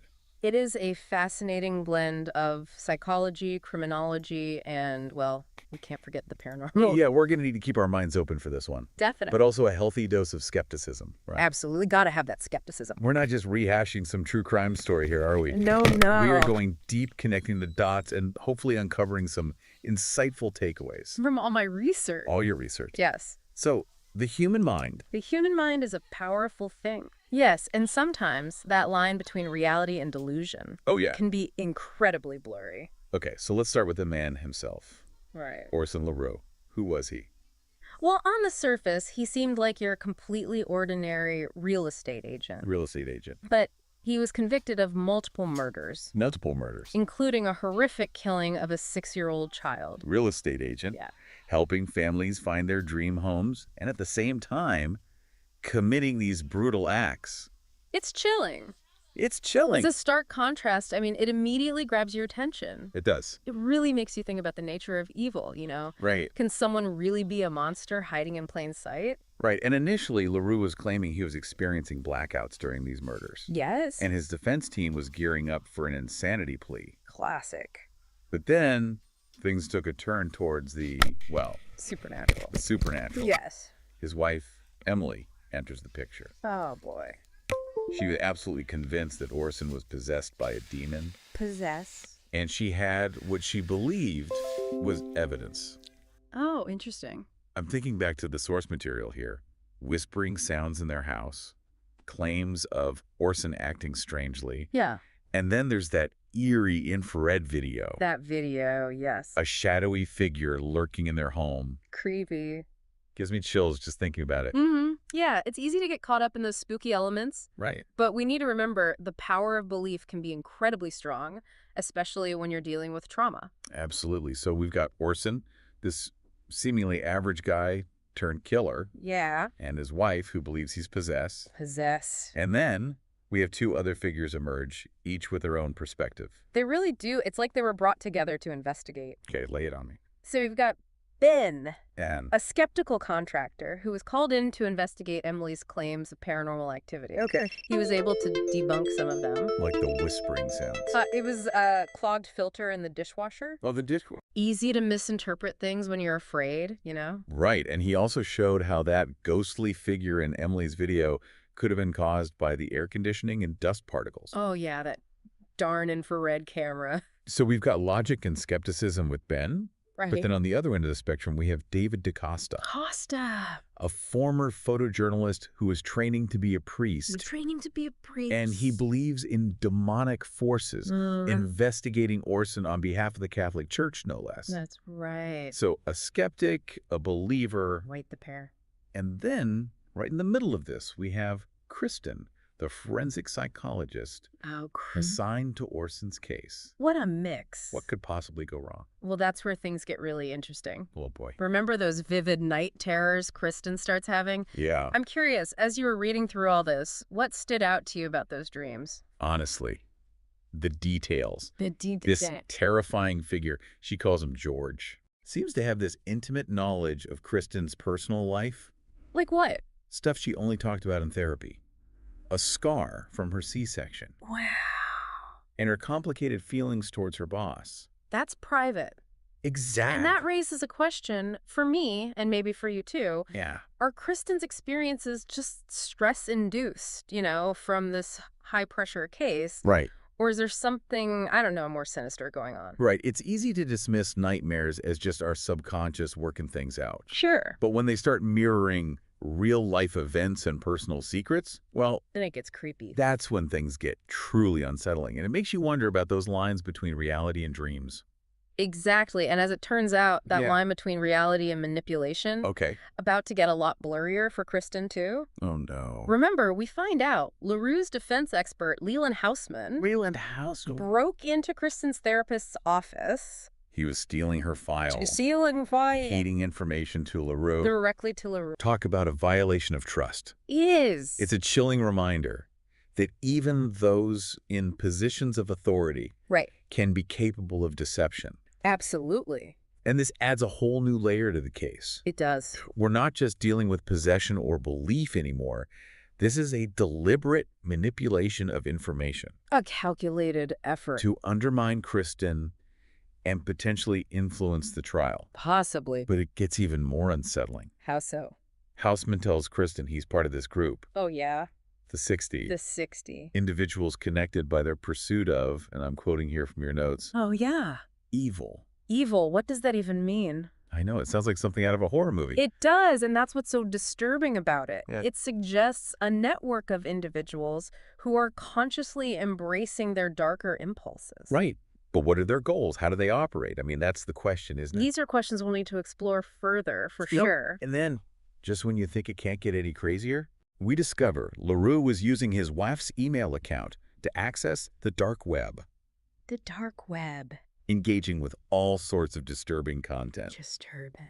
And more importantly, connecting with Hausman. Hausman? Who was encouraging his violent tendencies. Wow. You think about it, the internet, this tool that's supposed to connect people. I know. It can also be a breeding ground for darkness. For sure. It can give a platform to people who want to exploit others. Absolutely. And create echo chambers where these extreme beliefs are just amplified. Pushing individuals down dangerous paths. So wait, LaRue wasn't possessed?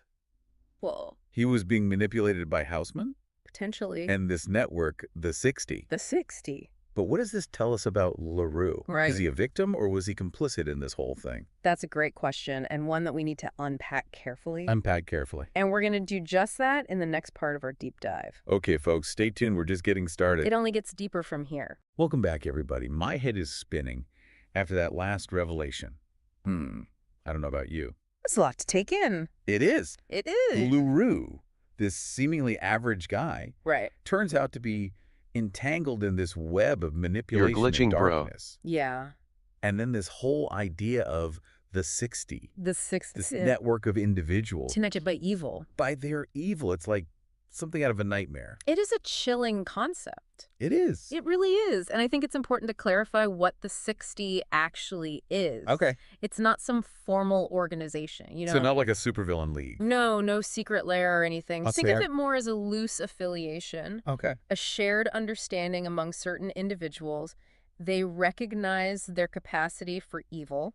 Okay. And they embrace it. Okay. They might not even know each other personally, but they operate with a similar mindset. But what does that even mean? Right. Embracing evil, it sounds so abstract. It's like a complex concept. And it really challenges our understanding of morality, Right. We tend to think of good and evil as these clear-cut categories. Yeah. But what if the lines are more blurred than we realize? Okay. What if evil isn't some external force, but something that exists within each of us? Right. A potential Okay. that can be nurtured or suppressed. So you're saying anyone under the right circumstances could be capable of evil. It's a scary thought, isn't it? It is a little unsettling. It makes you think. It forces us to confront those darker aspects of human nature. Yeah. Think about Leland Houseman. Leland Houseman. On the surface, he seemed perfectly ordinary. Right. Maybe even charming. Yeah, but beneath that facade, Wow. he was manipulating people, orchestrating these acts of violence. Deriving pleasure from others' suffering. Exactly. And remember, he was a respected defense expert. He was. Successful career, family. It's like he was leading a double life. Exactly. And that's what makes the 60s so difficult to grasp. They could be anyone, your neighbor, your coworker. The person you pass on the street every day. Exactly. There's no outward sign, no telltale mark. So how do we even protect ourselves from something like that? Right. If evil can hide in plain sight, how can we ever truly feel safe? Well, that's where critical thinking You back comes bro, in. why you Right. glitching We face can't with just tears of accept joy? everything at face value. Right. We need to question our assumptions. Okay. Be wary of manipulation. Right. And most importantly, pay attention to those red flags. Red flags. Those gut feelings that tell us something isn't right. Okay, yeah, I'm starting to see why this case is so unsettling. Yeah. It's not just about LaRue and his crimes. No. It's about this larger question of human nature. Right. The potential for darkness. That exists within us all. But let's bring it back to the case. Okay. What happens after LaRue is convicted? Right. Does the investigation into the 60 continue? Do Kristen, David, and Ben join forces? What happens? Well, that's where things get a bit ambiguous. Remember, we're dealing with a world where those lines between reality and belief, they're intentionally blurred. Right. So how do you investigate something that may or may not exist? How do you prove the existence of a network like the 60 when its very nature is to operate in secrecy? Bro, It's like that's trying way to catch cool. smoke. Exactly. Always shifting, disappearing, reappearing. Precisely, but let's consider the possibilities. Okay. Think about Kristen. Despite her skepticism, Uh-huh. she was deeply affected by her encounters with both LaRue and Houseman. Yeah. She's seen firsthand the consequences of evil. Right. And she experienced it personally through those night terrors. Yeah, and you know, as you're saying that, I'm remembering something from the source material. Oh, yeah. Those night terrors, they weren't just random scary dreams. Right. The figure in her dreams, George, he knew things about her. Like what? Specific details. And remember that dream where he's taunting her about feeling overshadowed by her colleagues? That's almost word for word something LaRue said to her during one of their sessions. That's a great observation. It really highlights the insidious nature of the manipulation. Yeah. It wasn't just about feeding LaRue information. Right. It was about getting inside Kristen's head. Oh, wow. Planting seeds of doubt and fear. Undermining her confidence. Exactly. So even if the supernatural elements are debatable, Right. the psychological manipulation is undeniable. It is. It makes you wonder what Houseman's ultimate goal was. Yeah, was it simply to help LaRue get acquitted? Or was there something more going on? Those are questions worth pondering. Yeah. Brings us back to the larger question of the 60. Right. If Houseman was part of this A couple network, people have was already he done that, acting turned alone? themselves into AI Or and was he did a following live stream. No, it's a Right, wild how carrying out some accurate. grander scheme. Possibly. Okay, so we've got Kristen, who's been shaken to her core. Yeah. Then there's Even the David, guy that who's does the training to tech be a reviews. priest. Uh-huh. And Ben, Mark, who seems content he did, debunking AI paranormal hoaxes. AI How do their paths align with this pursuit of the 60? Right. What could possibly motivate them to continue down this rabbit hole? That's a key question. It is. And it's one we'll explore as we delve into the final part of our deep dive. Welcome back, deep divers, to the final part of our exploration into this case. It's been a long and winding road. It really has.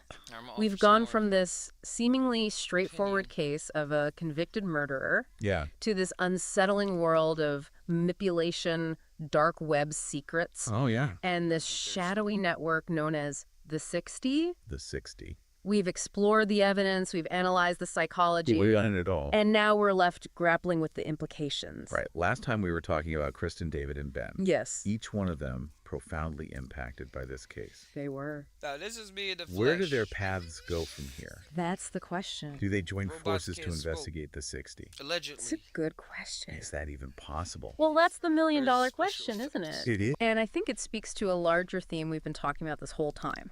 Okay. How do you combat something that's intentionally elusive? Yeah, you're really good. I checked out Something your that short thrives videos. in the shadows and feeds on uncertainty. I mean, it's like they said in those old vampire movies. Oh, yeah. Sunlight's the best disinfectant. Right. But how do you shine a light on something that exists in darkness? That's the challenge, isn't it? It is. Think about Kristen for a moment. Okay, Kristen. She started out as a skeptic, a scientist, relying on logic and evidence. But after those night terrors and that manipulation, Yeah. can she really go back to her life and pretend none of this happened? I don't think so. You know, I keep thinking about those source materials. Yeah. I'm struck by the fact that even after LaRue is convicted, Kristen is still haunted by these dreams. It's like the fear, the uncertainty, it just stays with her. It gets under her skin. It does, and I think there's a reason those details stuck with you. It speaks to how insidious this psychological manipulation can be. Even when you know you've been deceived, the doubt lingers. Right, so even if Kristen dismisses the supernatural stuff, Sure. the trauma is real. It is very real. What about David and Ben? Right, they represent such different worldviews. They do. David sees the world through this lens of good versus evil, Oh, yeah. demonic forces at work. Right. And then there's Ben, Den. the pragmatist, the skeptic, wants proof, wants logic and reason. They're an interesting pair. And that's what makes their potential alliance so fascinating to me. Oh, I agree. They each bring a unique perspective. For sure. David's belief could give him the drive to confront this evil head on. Absolutely. And Ben's skepticism could be the thing that prevents them from falling prey I to sense you're deception. learning code. Are you going to create video like they games? need each other to navigate this murky territory. That's a good way to put it. David's faith could eliminate the darkness, and Ben's logic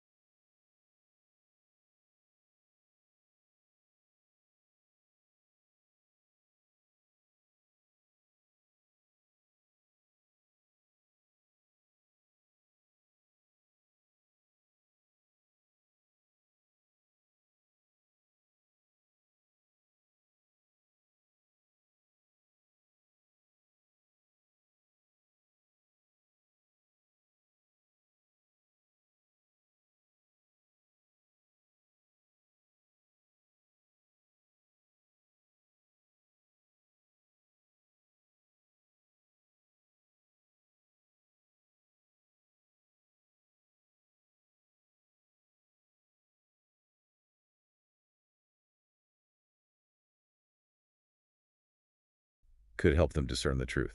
It's a powerful image, and I think it raises a crucial question. Okay. In a world where information is constantly bombarding us, lines between truth and fiction are increasingly blurred. It's getting harder to tell what's Muted real. bell with So slash. how do we as individuals navigate that? Yeah, how do we cultivate that balance? Between faith and skepticism, between open-mindedness and critical thinking. That's a question that resonates beyond this case, doesn't it? It does. Something we all struggle with. In our daily lives. Right? I mean, we're bombarded with information, with conflicting narratives, with thanks, these man. I did ideologies not all know the I was time. That's a muted. lot to Thanks for the lookout. process. It is. Think about the internet. Oh, the internet. We've talked about it can be a breeding ground for darkness, for manipulation, for misinformation. All of that. But it's also Dang, a my bad. I didn't know I tool, a was source of muted. knowledge, I was a saying, platform yeah, I for am, connection. getting into It's a coding. double-edged sword. I've It is, so actually it's up to created a us couple of games. I'm coming out with to my discern, to Tai filter, Boy to working critically title. evaluate everything we're taking Powered in. by AI. That's the key.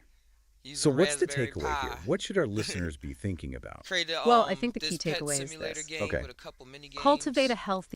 With a couple mini games you can play alongside with it, and it actually plays against you. It's like an intelligence system, but you can adjust the levels and stuff like that. And I was showing earlier in the podcast this game, this newest one I was working on, this text-based game, procedurally generated, and then like the AI feeds you more information and creates pictures along the way. So everybody's story that plays the game is gonna be completely different. And it got music too. So I got a lot. I've been learning some coding things. And I was saying before too, if anybody out there needs some websites, let me know. Hit up TopNationPro.com. Let's see some things going about. Good old portfolio. Healthy Thanks for letting me know I skepticism. was muted. Healthy skepticism. Question your assumptions. Okay. Be wary of those who claim to have all the answers. Yeah. And most importantly, trust your instincts. It's just your gut. If something feels wrong, if a narrative feels too simple, too good to be true, Too good to be true. it probably is. That's such a great point. We live in a world of sound bites, of clickbait headlines. It's easy to get caught up in all that. It is. But taking a step back, asking questions, demanding evidence. That's how we empower ourselves. Exactly. And remember, knowledge is power. Knowledge is power. The more we understand about psychology, about the forces that shape our beliefs, Yeah. the better equipped we are to navigate this world. So it's not just about being wary of the 60 out there. Right. It's about being aware of the manipulation that exists all around us. Absolutely. Online and offline. And ultimately, it's about taking responsibility for our own beliefs, our own choices. I agree. We have the power to shape our own narratives. That's right. To choose how we respond to the world around us. Couldn't have said it better myself. Well, that's a wrap on our deep dive into the case of Orson LaRue. It's been a journey. It has. We've covered a lot of ground, delved into some dark corners, and hopefully... Thanks for coming in. Thanks for coming in. That was some good AI guest. But as we continue on, I'm going to tie you on out of here in just a bit. But first, I want to shout out the website one more time. JustTieMushrooms.com. Got updated articles on there where you can have some fun, get updated information, and even submit some recipes. If you got some recipes surrounded around mushrooms or stuff like that, hey, let me know. Submit. It's even a submit button right there. I did put that. Kind of forgot, but hey, we developing. As well, check out the Just Tai Now. Hold on. JustTieNowStore.com.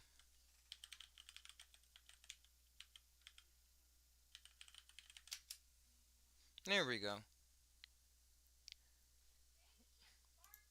Once again, you'll find all the latest astro fashion. Just face it. If you look at it, it has a secret message in there. Just tie now. Had a lot of fun with that one. Pick up the hot sauce with some peppers I grew right outside, as well as the ebook that I created to go along. You see with the pepperanians going on their galactic experiences. A lot of cool things in store.